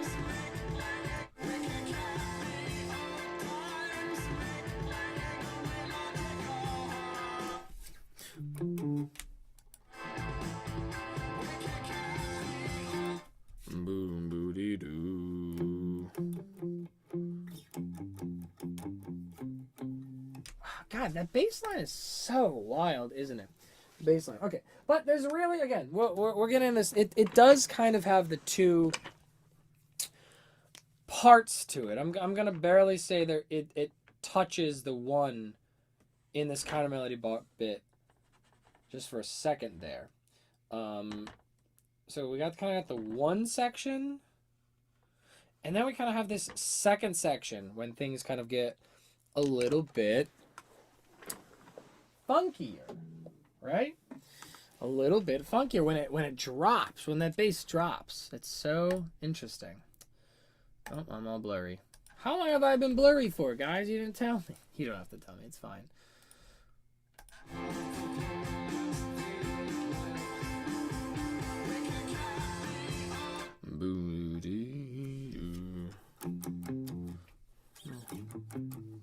Oh, yeah.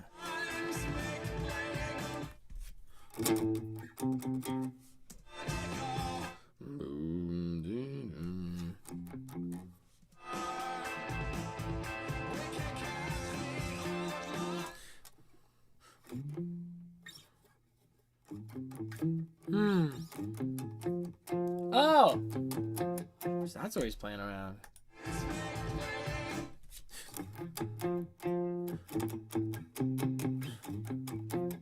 Something like that.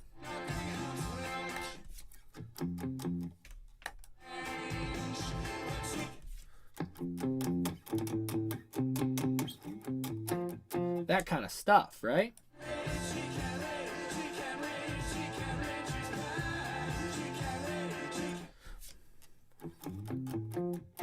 It's all that sliding. See, that's the interesting thing. That is definitely a thing that Carlos does here that is very, very, very interesting. Is he kind of like would like hit and slide around in a way that makes you feel as if you know, he's going to booty boo-da da. It kind of makes you feel as if he's gonna be like changing notes or going higher, and then he doesn't. You know what I mean? Like he kept doing. It kept like slide up like that in a way that makes you think he's gonna be playing up here, but then he ends up going back to the same note. You know what I mean? That guy goes back to the same note. You know what I mean? It's definitely like a bit of a illusion, right? And it's so expressive. You know what I mean? It's like performance. You know what I mean? It's very, very expressive. There's all these little things, the staccatos, the rhythms. And that's almost like a metal thing, you know? It's kind of almost metal at that point, isn't it?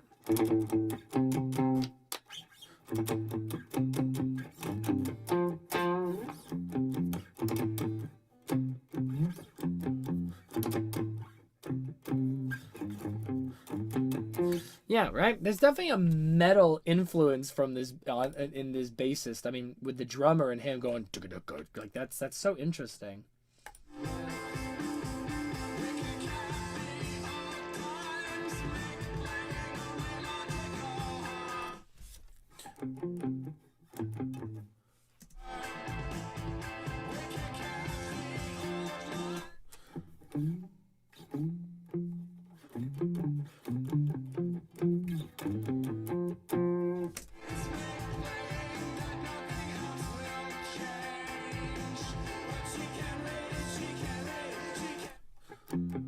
Mood.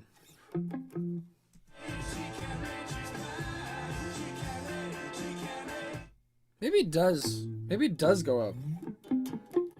Maybe he does go up the octave there, and I just can't hear it because I'm playing guitar. Okay, but yeah, okay, but the point is, yeah, Carlos D used to play a lot of heavy metal guitar. Got a bass. He said he had to make up for the. Yep, there it is. There it is. Yeah.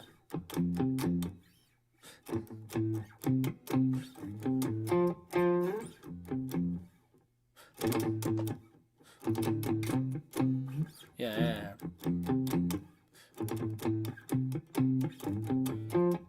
Right. Okay. So he is really playing. You know, he's got the FCF, so the 1 5 1, and then man, it's so interesting when he hits that 3 so hard. It almost makes you feel. It almost feels like you're in A minor pentatonic. You know what I mean?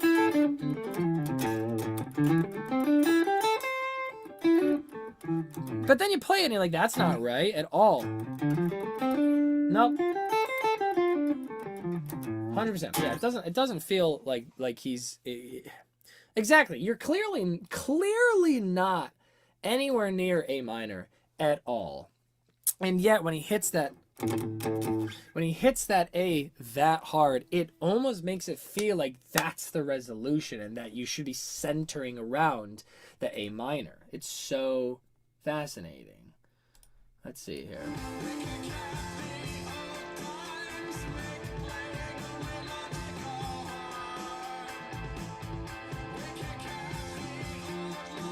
Boo-doo-doo, boo-doo-doo-doo-doo.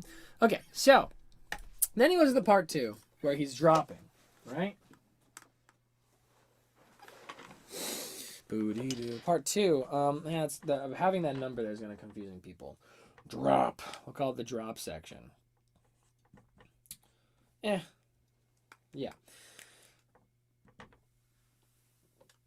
gonna be visually disinteresting here, just to not confuse people. Man, my green marker is almost out of ink. Can you guys even read that? Drop. Yeah, you can read it. He kind of does this like 1 5 1. Kind of just like 1 5 1 3, and then that is the 5, right? Let's see here.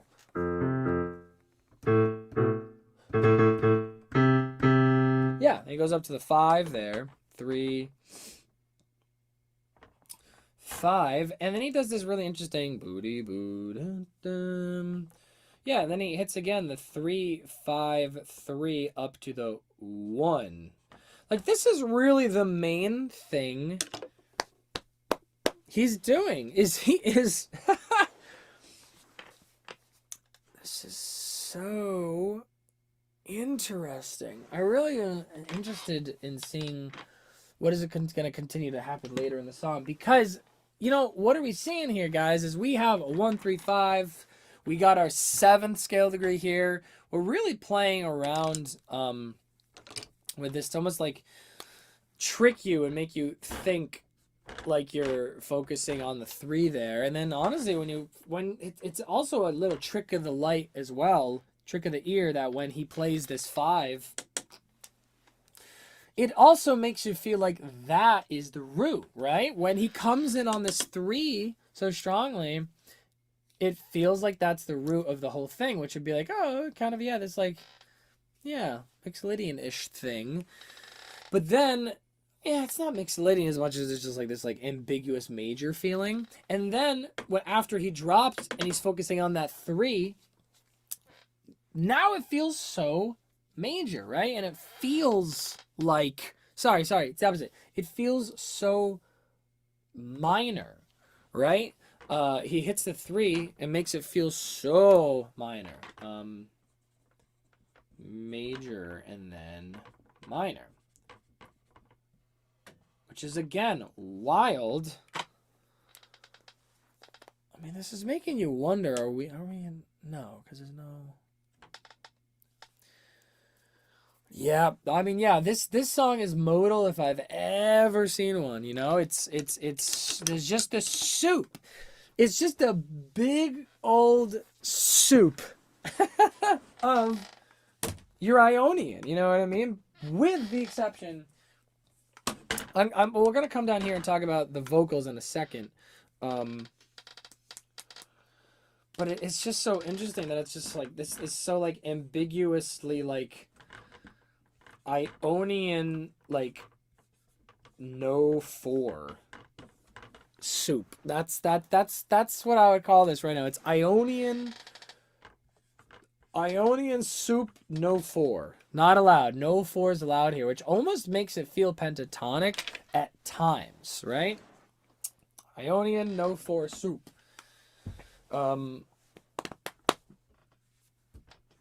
Because, yeah, we have...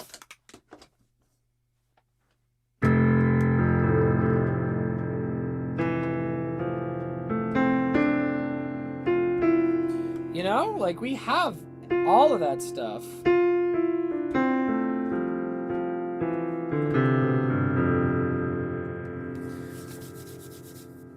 Isn't that so interesting? And, like,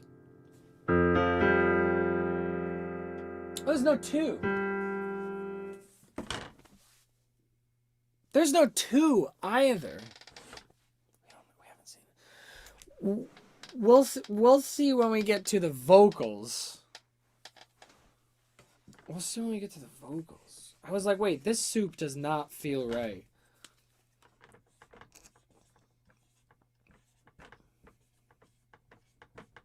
Ionian, no 2, no 4 soup. Like, but it's not pentatonic because we have a major 3rd. And we do have the 7. And that 7 is very strongly featured, too.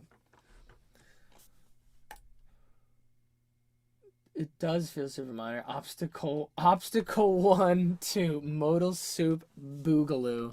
That is exactly what it is. Puppy! Hi, puppy break. He's awake. Hello, boy.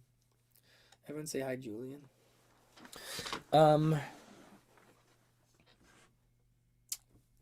This is so interesting. I don't think I've never seen any. I've really never really seen anything. I'm not saying I've never heard music like this before. I'm just saying I've never in my time like just like analyzing songs come across this thing like, oh, it's pentatonic. Oh, it's so not pentatonic, right?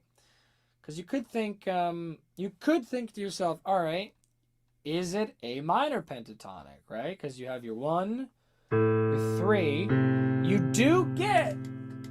You do see the D. Yeah, you got your A, you got your C, you do get the D.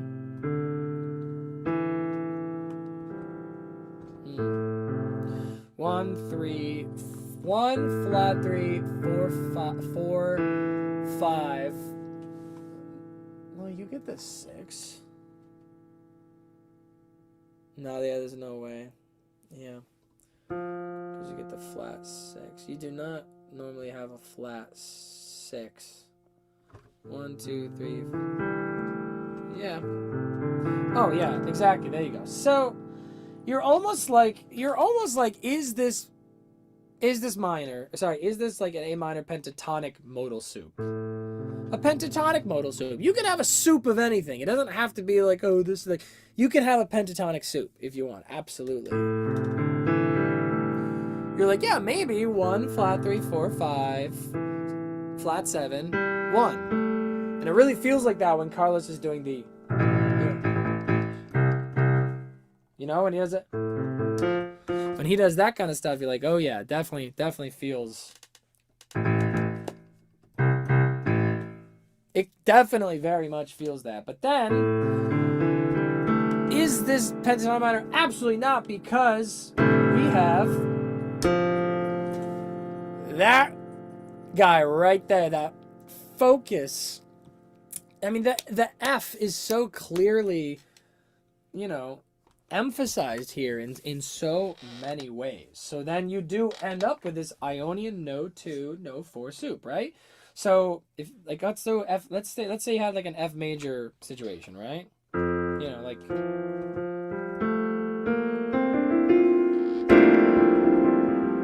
oh, sorry.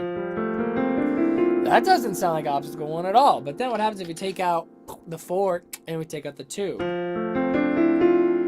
Maybe kinda. Especially if we end and we don't add that 5 on the or that F on the top up to the 1, right? Definitely.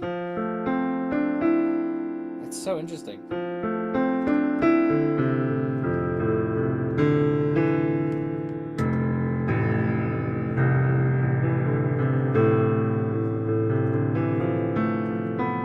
Ah, messed up. I played a Lydian note.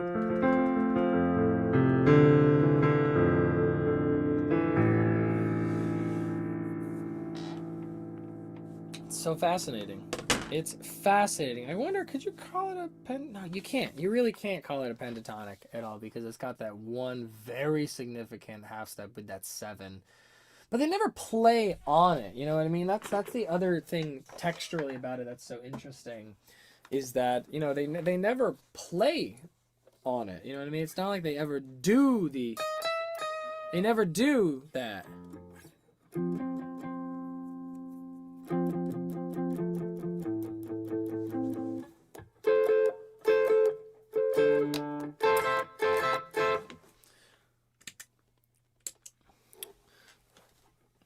No, none of the melodies thus far have done the like.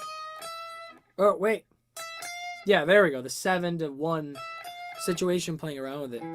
I really thought I heard something like that in the bass, but it is not there. It's definitely not there. But then wait, I know for a fact this one I do know ahead of time just because it's obvious. Is later in the song in the verse Paul sings this kind of thing. You know what I mean? He definitely sings a 7-1 situation. I don't remember where it is. We'll get to it. Wild. Yeah, fascinating stuff. Fascinating stuff. Let's see about those drums, though, for a second, and then we'll get to the vocals.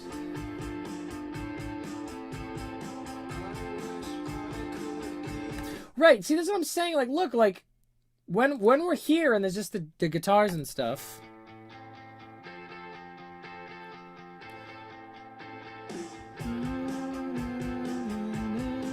It feels like this is the root note, which would be your F. And then, oh wait, hold on. No, see this. Hold on. This is getting there. This is getting something interesting. Hold on a second. Hold on, horses, everybody. Yeah. Okay. No. Here, clearly feeling. We got an F. Clearly, it feels like the F is the root, and then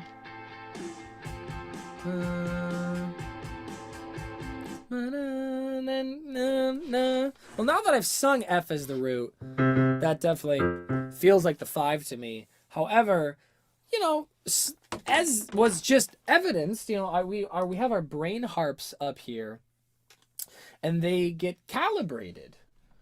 You know, they get calibrated, and I do catch myself sometimes feeling calibrated to C, to that 5 as the root sometimes. And so there's definitely some like ambiguousness happening, and kind of not poly, what is it, like multipolar.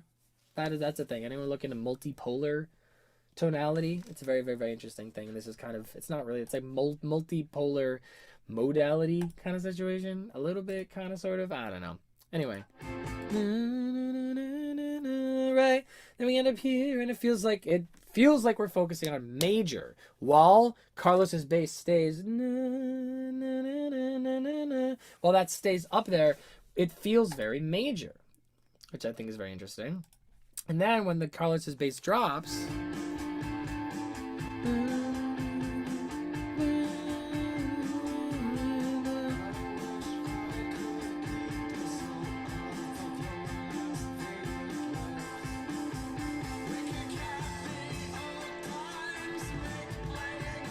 and then when it drops and we get there, it's very interesting that he again, this is so interesting, actually, because do you guys remember at the very beginning of this stream we were talking about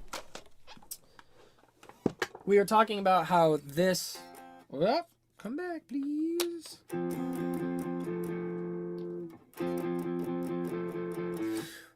it feels ambiguous, it feels neutral, not quite major, it feels neutral, not major, neutral, because we have the open 5th to begin, and then we have the syncopated move to the 3rd there, but then you don't really have enough time to even comprehend that it's major before it moves down here and feels minor, because we're focusing on that A. And it's a similar thing that's happening here, is when we go to this C, it doesn't really feel major as much as it kind of feels more neutral, which is the same thing that we're now experiencing with the bass that we experienced at the beginning of the song with this guitar.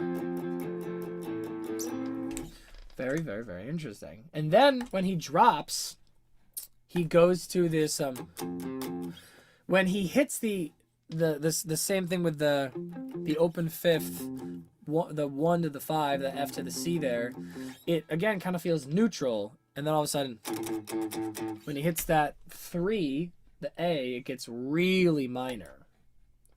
And so it is just, the bass is just like getting to, like, again, just choose and move around. Like the other guitars are doing the same thing, basically. And then just moving it around what's in the bass and what the bass is focusing on, which can totally change the feeling of the whole thing, right?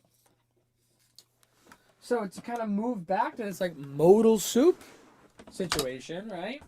I'm gonna turn on my strings again, and I'm up here. I'm gonna play this, maybe even higher than that, honestly. Yeah, that kind of thing. I don't know if people are okay with that. Am I allowed to do this? And notice when I go here,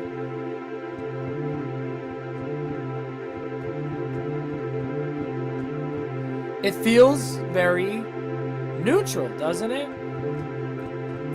Maybe major-ish, but neutral mostly. And then when I go down here. Now we're feeling very minor. Can you guys hear that? Is this a weird string patch on this keyboard? But you know, it's orchestral almost, right? I mean, we talked about this before, how it's like cinematography. The word cinematography was brought up.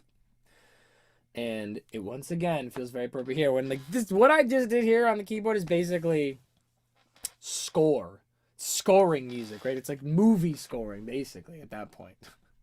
Ridiculous. Anyway.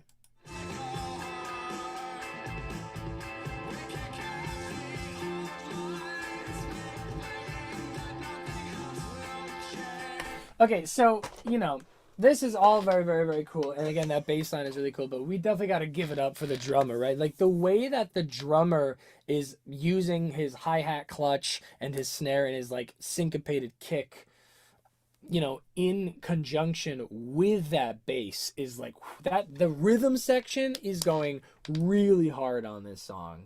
Honestly, it's very, very, very cool. It's just great. That definitely is helping, right? And that's kind of thing is like when I play it with these strings and stuff, you're like, oh yeah, that does sound like orchestral music. But then when you come up here and use the rhythms of rock music, that kind of orchestral modal situation is definitely obfuscated, and a large part of that is, of course, our familiarity with these sounds. Ooh, electric guitars, electric bass, drum kit, that kind of thing, played in the way that those instruments are normally played, that it definitely obfuscates the intrigue of the modal aspects going on here, you know?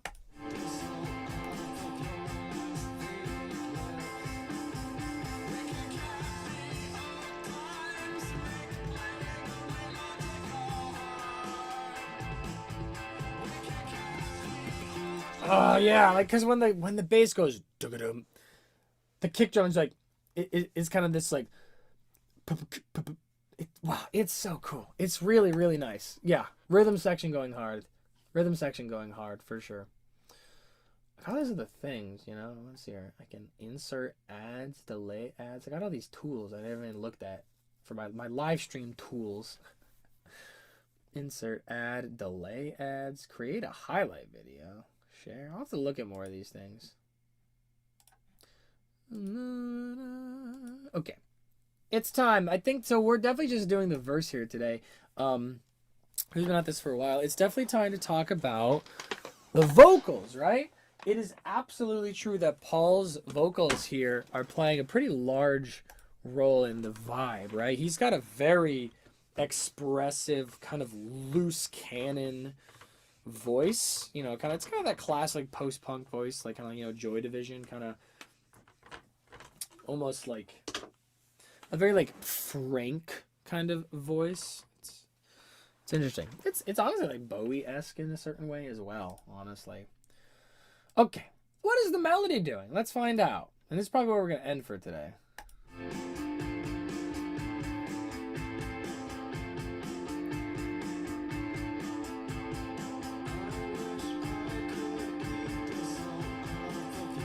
I wish I could invisible. Is that how he's done? I wish I could eat this all. Okay, so let's see.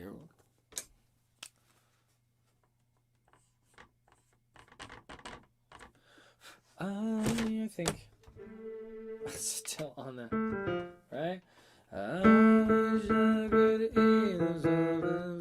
So he's definitely doing like a three down to 7 up to 1. I wish I could eat some. Right.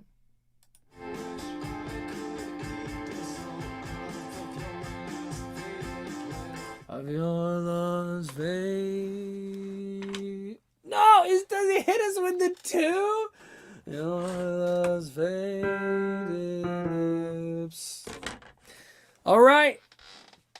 It is the 2. I knew it. I knew it was coming. Vocals are giving us the 2. Are the vocals going to give us the 4? Find a YouTube tutorial for YouTube. Find a YouTube tutorial for YouTube. Yeah. Yeah, Paul's singing is really great. Okay. I wish I could find the songs on yours fade. Lips. He hits us with the 2. I like how he resisted putting the lyrics anywhere because we didn't used to always get them. You'd hope they were in the liner notes, but most have to figure them out. Is that a thing? That's interesting.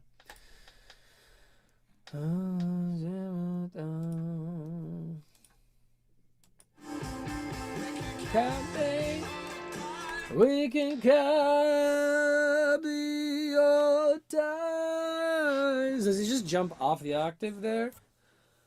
You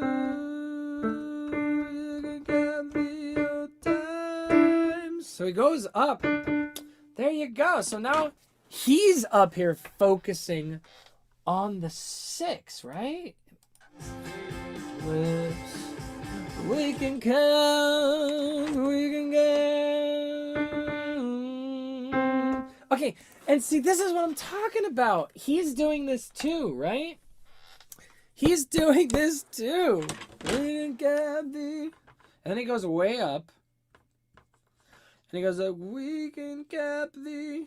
Oh, when, you know, that whole time, like down, when he's singing this, we are feeling the 1 as the root, but then he goes up here and he's singing the 6. We can cap the... Wow, this is the part where I'm admitting I don't know these lyrics at all. We can count the odd times, make logic.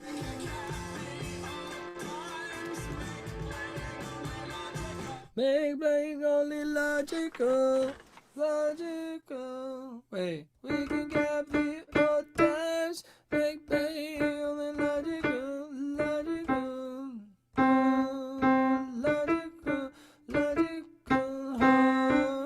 Wait. Logical. Oh, big news, everybody. Big news. Huge news.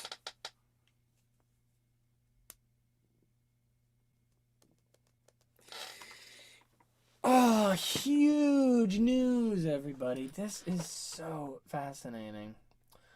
Has anyone else heard this? Has anyone else figured this out yet? Or am I playing it for you? So, right. So here's the thing. We're down here. Feels like that 1 is the root, right? And then we're here. And we go, we can have this all times. Now it feel like the 5 is the root, right? Now, just like up here on the bass, when the bass came in here playing the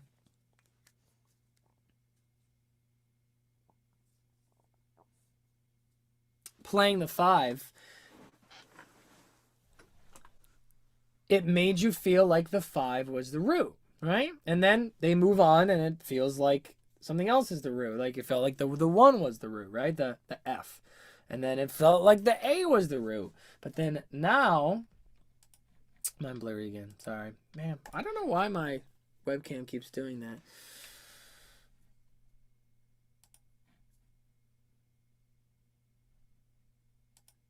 It's soupy. It's soupy. It's multipolar. It's the way that this root keeps jumping around. Down here, you know, when we were playing I Wish I Could Eat the Salt. Oops. Faded lips, faded lips. It feels like F is the root. But then we can have the old times, big playing only logical.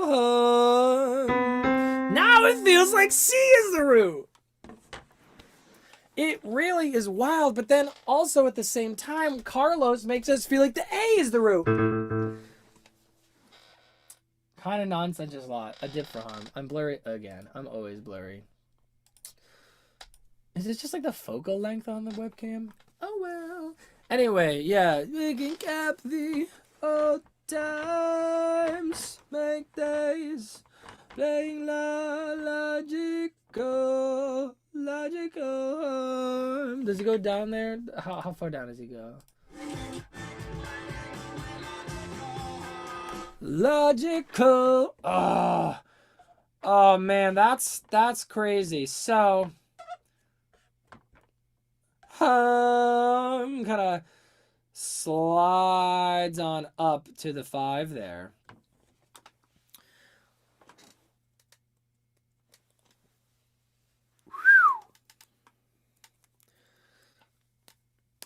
Do you see this, guys? The sharp 4 is what I'm seeing here. So, you know how I was saying it's some like F Ionian soup. No 2, no 4. You know how I was saying that before? Well, check it out. We start listening to the vocals, and all of a sudden, well, he hits us right here with the 2 pretty good down here. You know what I mean? It's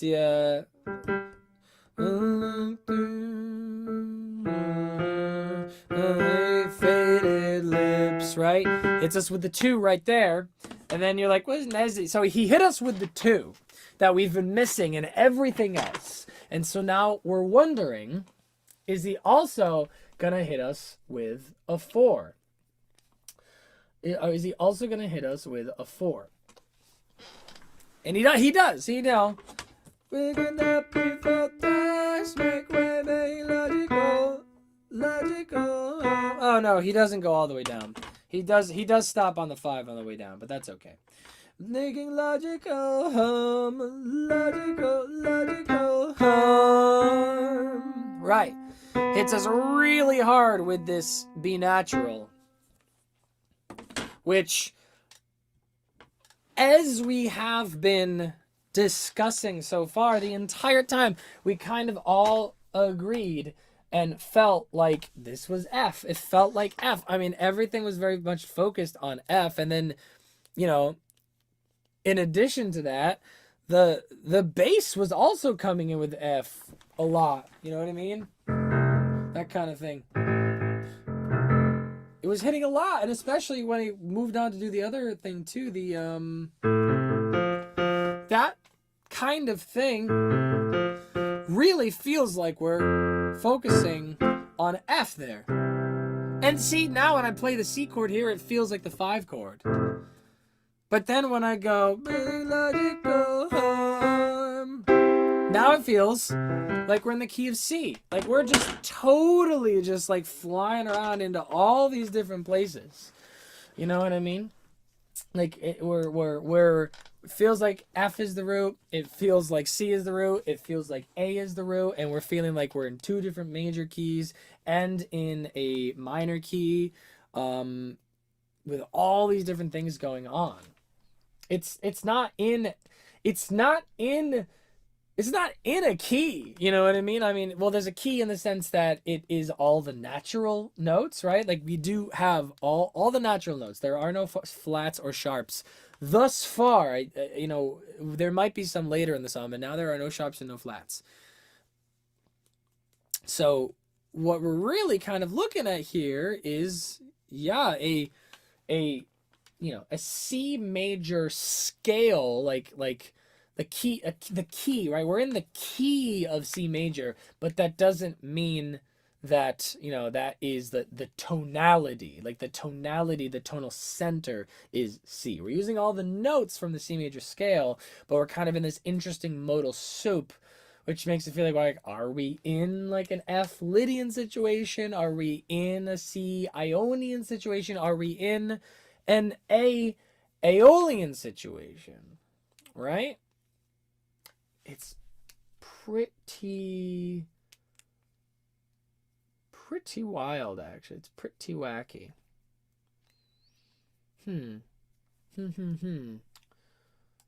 Let's see here.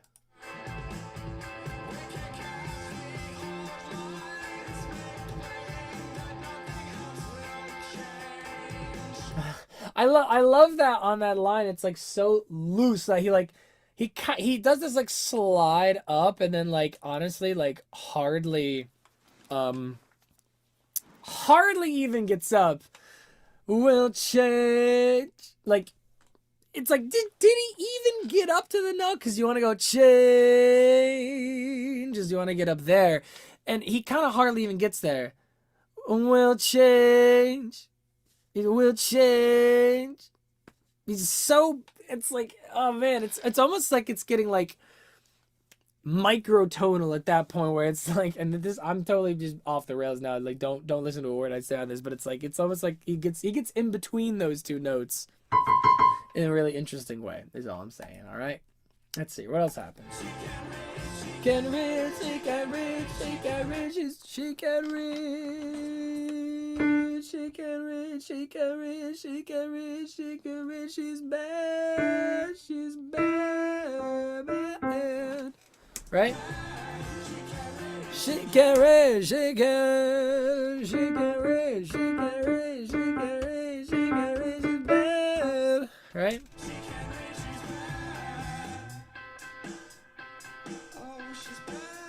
Oh, she's bad. Oh, she's bad. Okay, and then he finishes up with this like 6 5 6 5 6 7 5 situation.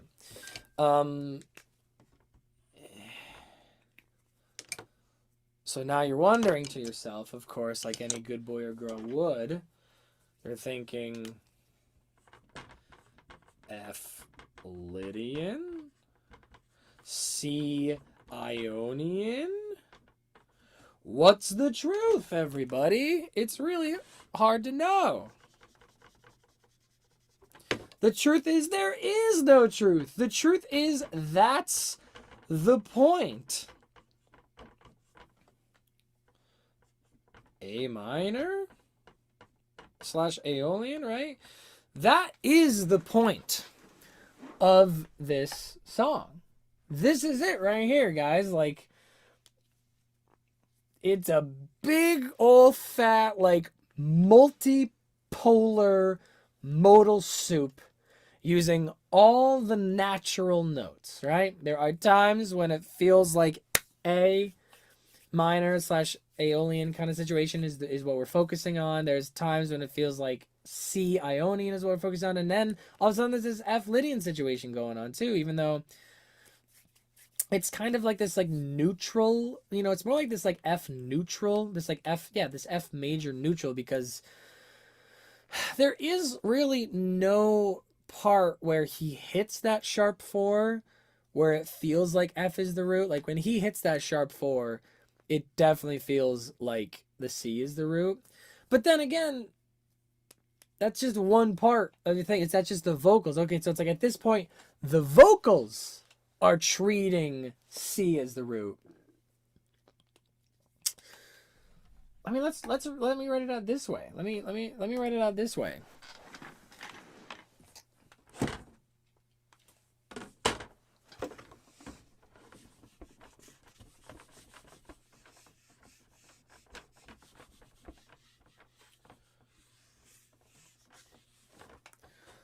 Let me write it out this way, my friends. Let's see here.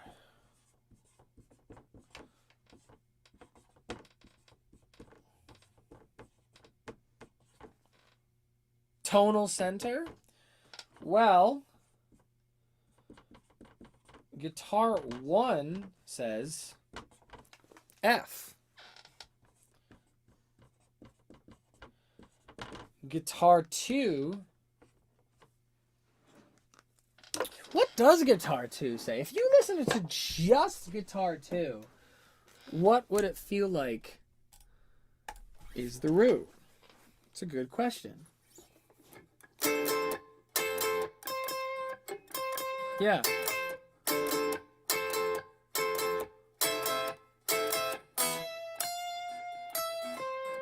Okay.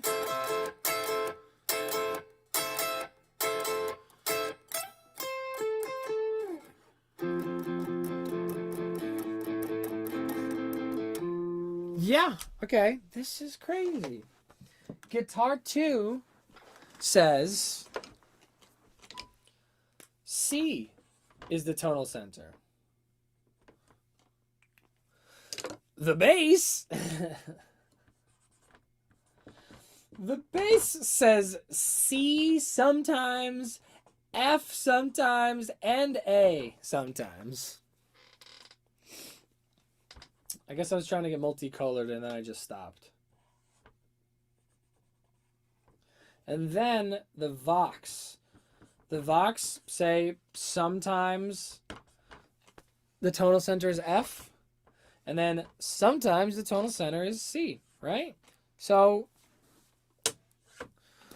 what you have in this song is like a bona fide, you know, we're going to call this a like multipolar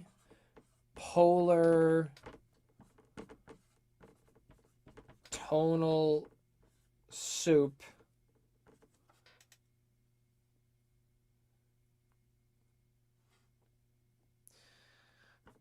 in the key of C. It's a multipolar tonal soup in the key of C. And what do I mean when I say multipolar? Well, so multipolar, you know, I mean, it's all nomenclature. You know what I mean? It's all nomenclature, and semantics. But like, you know, you could say multitonality. You could say multitonality or polytonality. I have had people yell at me before about polytonality, citing, you know, textbooks, and I say that, you know, theory follows practice, not the other way around. So if the theory doesn't follow the practice, then the theory is wrong and needs to be updated, right? So in the early 20th century, in the mid 20th century, people were talking about polytonality. They were describing two different things playing at the same time that were being in two entirely different keys. Now let's define a key. A key is quite literally, as it says, like you think about when you think about a graph, right? Ooh, I'm gonna bring up like a map key. Yeah, let's see here. Right.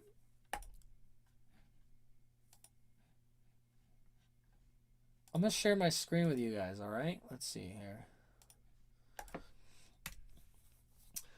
When you have a map or something, you're trying to you know, denote information or something, you have a key. It tells you this is how you read this effectively and efficiently. That's a key, right? Oh, look, this is the key, right? That's what's telling you is what's happening there. So then when you have sheet music, you know, let's say, and then you have your key signatures, that's all these are, is they are telling you, let me go back. Let me go to sheet music. Just find something. This is just the key. The key is telling you this is how you read this effectively, efficiently. Saying these are the ones, these are the notes that you play flat. These are the notes that you play sharp. These are the notes that you play natural. That's it. That's what a key is these are the notes you're using. Notice how that doesn't say anything about what the tonal center is, right? The tonality of it, right? So you're looking at this and like this could be E flat major, or it could be C minor, or it could be B flat mixolydian. You know what I mean? Like this, the key tells you nothing of the tonality. The key only tells you what exact notes are being used. So when I made a TikTok about, and then I posted this YouTube short about Arctic Monkeys 505, and I was like, this song is simply This song is polytonal. There's several elements that clearly treat D as the tonal center. When you play them discretely, they feel like D minor, right? And then there's other elements that when you play them, they feel like A minor is clearly the tonality. Should I say D?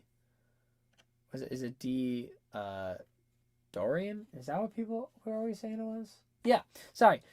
D Dorian was the feel that people were talking about. But then other notes, other elements, very clearly point to A as the tonal center. So you're polytonal. You are polytonal, where you have some elements, in D Dorian and other elements in A Aeolian.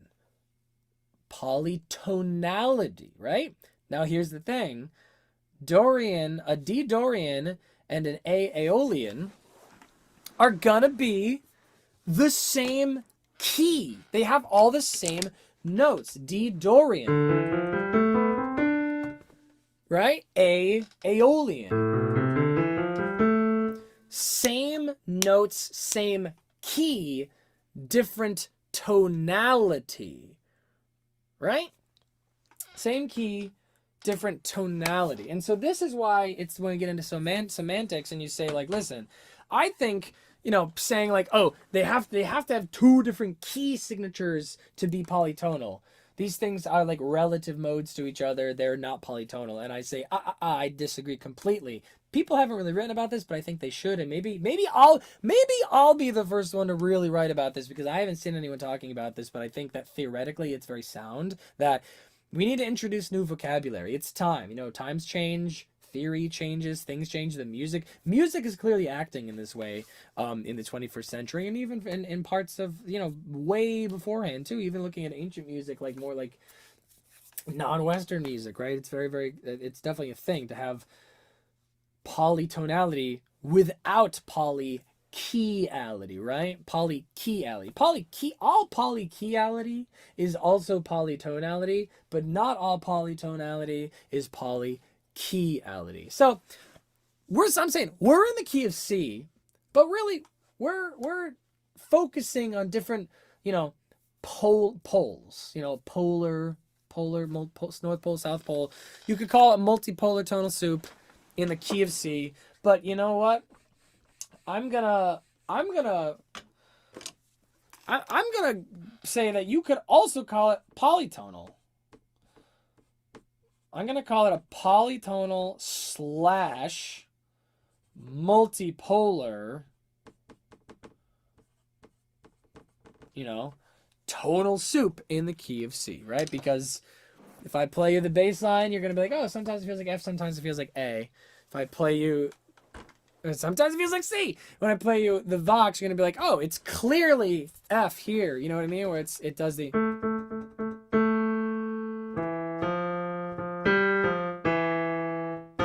right? F major. Thank you, Paul, for that. And then he goes, and now, bada bing, bada boom, we're in C major, right? Polytonality. The one guitar feels like F is the root, right?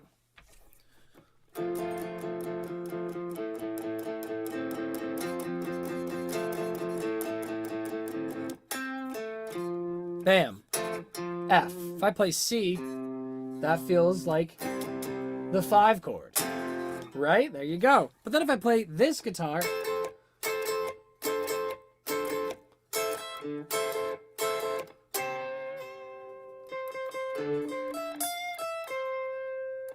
does that not feel like the root now?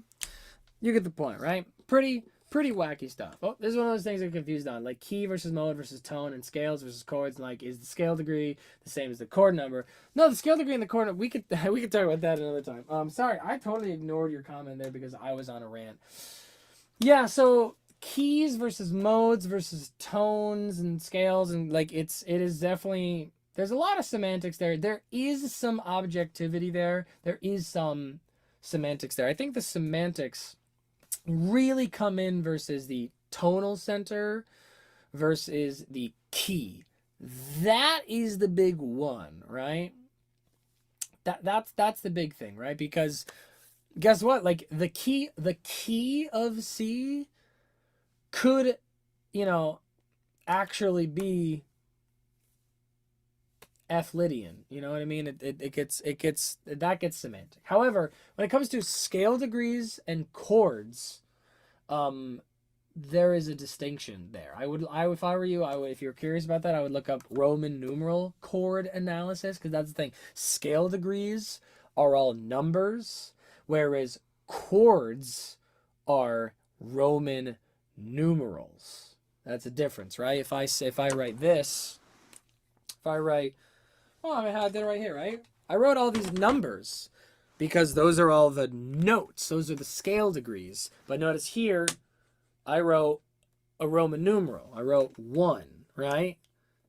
That 1 as a Roman numeral is different from 1 as a scale degree. This is one note. This is a chord, right? Yes, you get the point.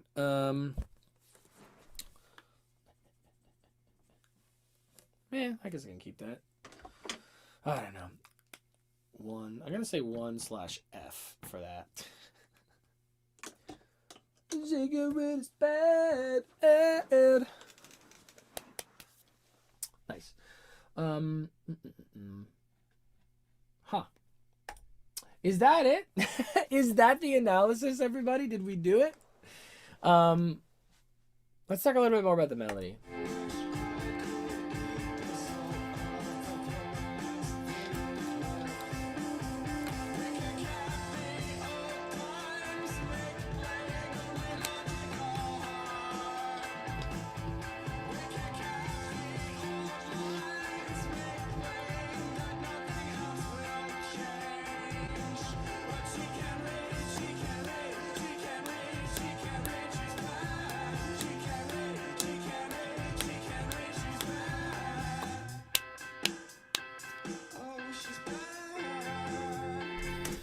Right, so any recommendations on good theory textbooks? Man, I don't know if I have any good recommendations on theory textbooks. Let's talk about that at the end. We're almost done here.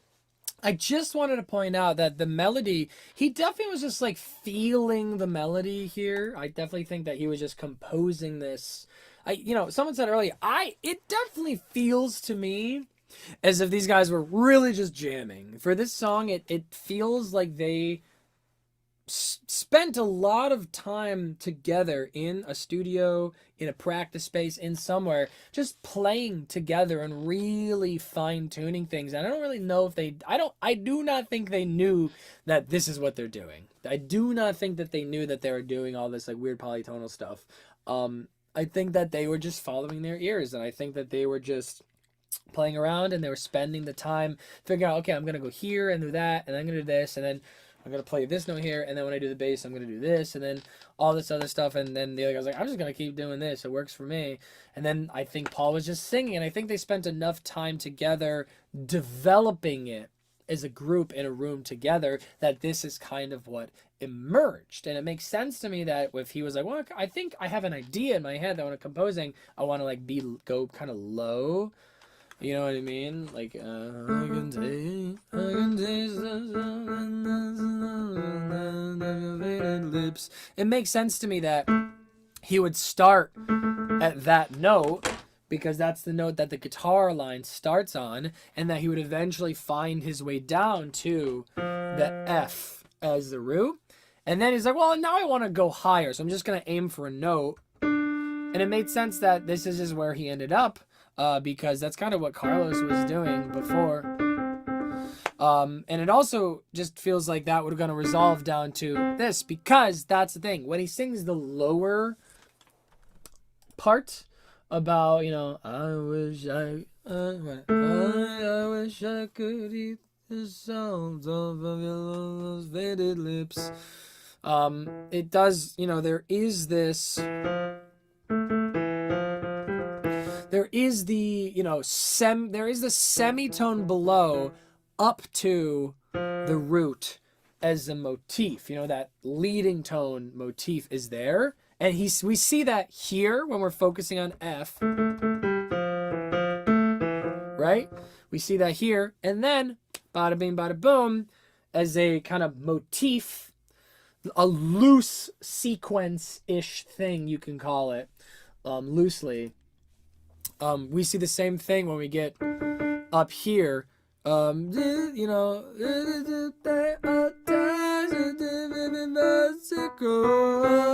you see the exact same thing.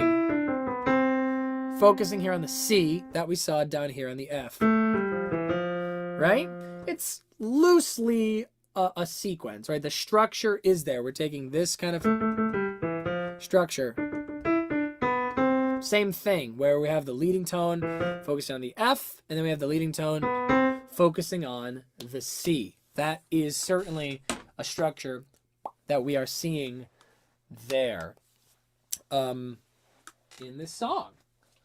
So that's the analysis, everybody. That's that first one. Bam.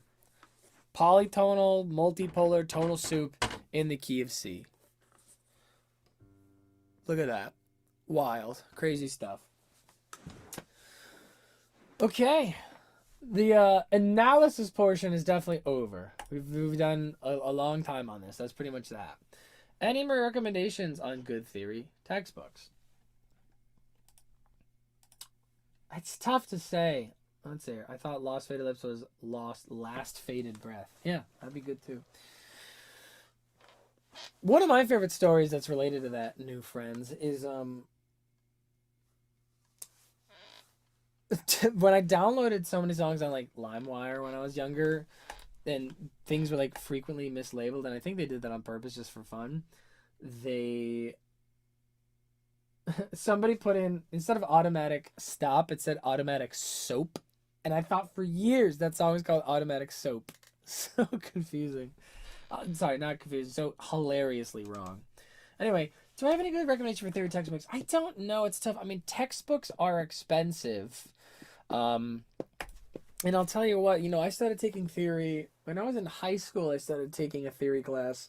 We didn't have a textbook. We just had a teacher teach us, And it was like worksheets and stuff, but we didn't have a textbook for the class. And then when I went to college, we did have textbooks. And I did, let's see here. I did like the textbooks. I definitely liked the textbooks that we had, but they're expensive and they're college textbooks. And, it would be worth it to try to find like pirated versions of them maybe. Let me show you guys. I really like, so there's these Norton Musician's Guide. Yeah, it was like, yeah. These are something Norton, I don't know. The Musician's Guide to Theory and Analysis, there's like 1, 2, and 3, and 4 volumes of this. This one's super cheap. I wonder if it's a scam. I mean, what it probably is, there is theoretical information in here and lessons, but there is also, there are workbooks as well. There's exercises in here, and I'm assuming since this is used, and it's 8/19, I'm assuming that it's like filled out already, but hey, you could still do it. You know what I mean? That would still work. Yeah, C.W. Norton, is that just the publishing company? There's like 4 volumes of this. There's like 1, 2, 3, 4. Am I just 4th edition? I don't know. I had a bunch of these, right? These are the textbooks that I used in college, and I liked them. They were expensive. I think, they were like $80 each or something like that, But that is the only thing I can really tell you right now. Is this 3rd edition? 4th AP edition? Yeah, see, there's like $160 for it. How are you getting it? Wow, geez, for a physical copy, it's $160. For an ebook, it's $91. Like, college textbooks are ridiculous. This is why I have a tough time recommending textbooks to people. You might be better off, honestly, and this is a bit of a self-plug, but like, you might be better off just like looking, you can either go watch free and stuff online, just go look up like, beginning guide to like music theory on like YouTube or Google or anything. There's a lot of stuff out there just like that. And beyond that, you can take private lessons with me, and I teach this stuff, of course. And you tell me, like, do you think it would be an interesting thing to consider having me put together my own like intro to theory course? Like maybe I should do that. Maybe I should make a Matty Greg like intro to music theory and analysis course. I don't know. You tell me. But guys, that is the stream. That's it. Shout out my favorite parts about this. Shout out to Paul's vocals and the rhythm section, Carlos, and the drummer. What's the drummer's name? We should know his name because man, he is killing it in there. She's bad. Who is the drummer?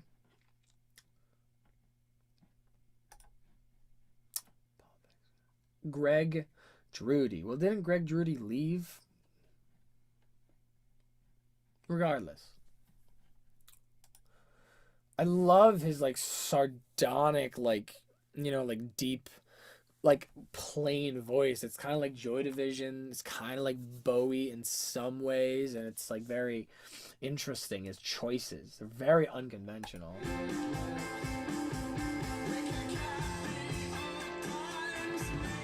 Times, right? Like his vowels are all over this. We can cap the old times.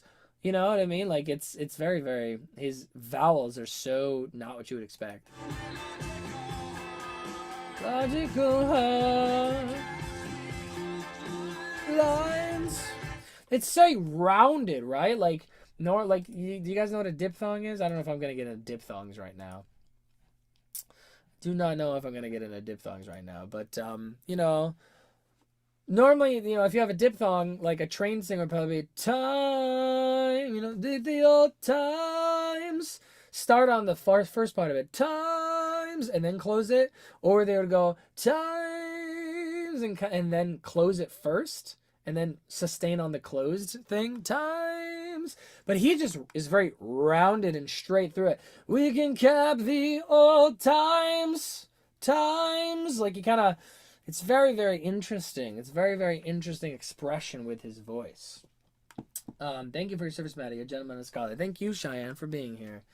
Totally wants it. Would be cool. Sam Fogarino. That's a cool name. Very tasteful drummer. His voice caught me so hard when I first heard it. Yeah, it's very striking. Very striking. Change. It's very like... It's honestly heavy. He's got a very like heavy... Nothing else will change. He's got a kind of a heavy voice, honestly. It's kind of like that like Boy Next Door thing where it's like he just sang because he wanted to. He didn't take lessons. He's not a choir boy. He's not this. He's not that. It's just a dude who picked up a guitar and he just wanted to sing. So it's just what came out. You know what I mean? It's a very honest voice, which is really, really great. Yeah. Let's listen. Now I want to listen again. Listen to the drums.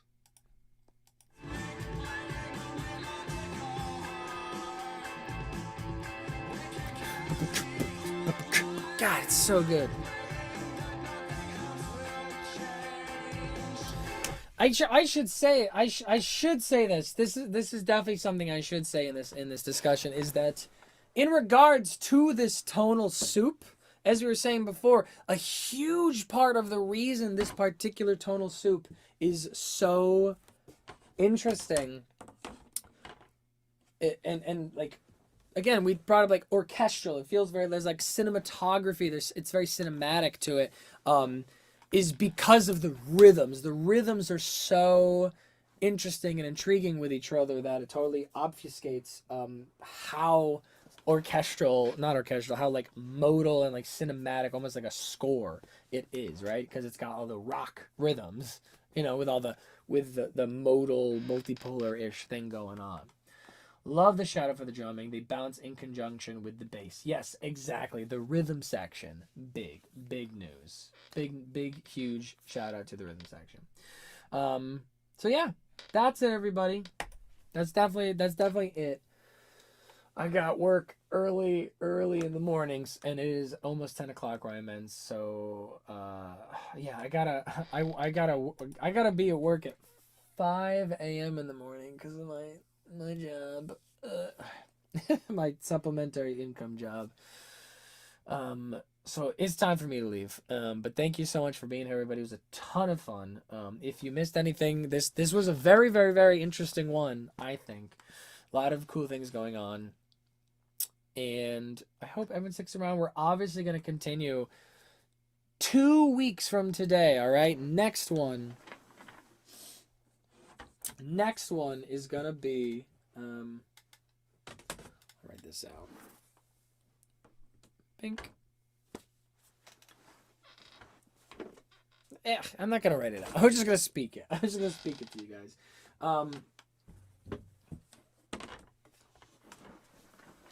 2 weeks from today, we're going to do Obstacle 1, Part 2, I think, right? I mean, well, maybe not. I don't know. I mean, we could do more Interpol. Maybe we do a different song. Something tells me that the rest of the song is going to go the same way. Yeah, right? Something tells me that this particular song doesn't need a part 2 on it. What do you guys think about that? I think I feel that the answer for what's going to continue to happen for the rest of the song is just going to be this polytonal modal soup thing. I really think that that's it. That's the key to the song, and I think it's very apparent here, right in the verse.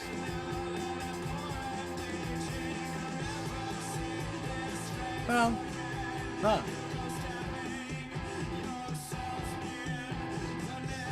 The neck. Huh.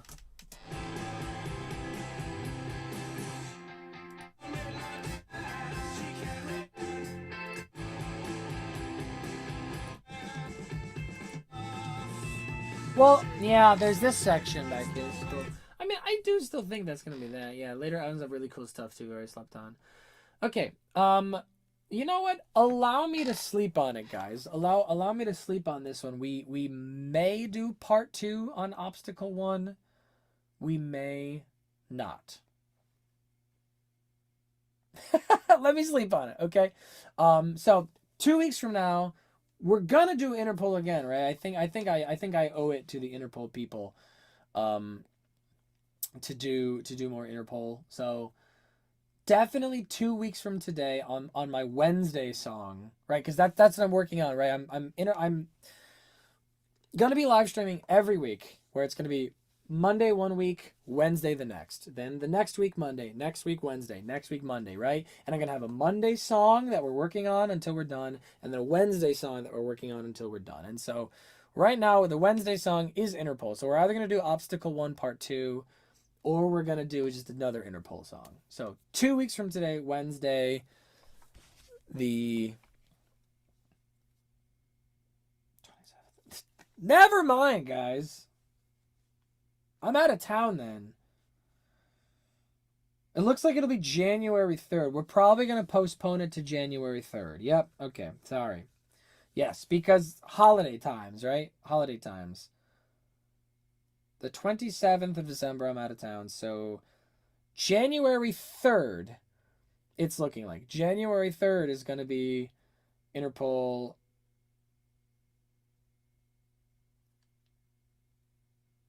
part 2. Probably Obstacle. I'm seeing you guys saying, based on something really interesting in the bridge outro that's nowhere else in the song. Yeah, okay. Well, okay. I believe you. You're the one that's here, Cheyenne, so I will reward you, right? Let's just plan to do Obstacle 1 Part 2. Obstacle 1 Part 2 on January 3rd, likely. Monday the 18th, we're starting on Leave It in My Dreams. All right, everybody? That'll be fun. That'll be a good one. There you go. I hope you all had a good time. I hope you enjoyed yourself, learned a bunch of fun stuff. I certainly did. Thank you very much. And I'll see you next time. All right, everybody? Great. See ya on Monday for my Leave It in My Dreams by the Voidz people. And see you in 3 weeks for Interpol, all right? Thank you for watching, everybody. Peace.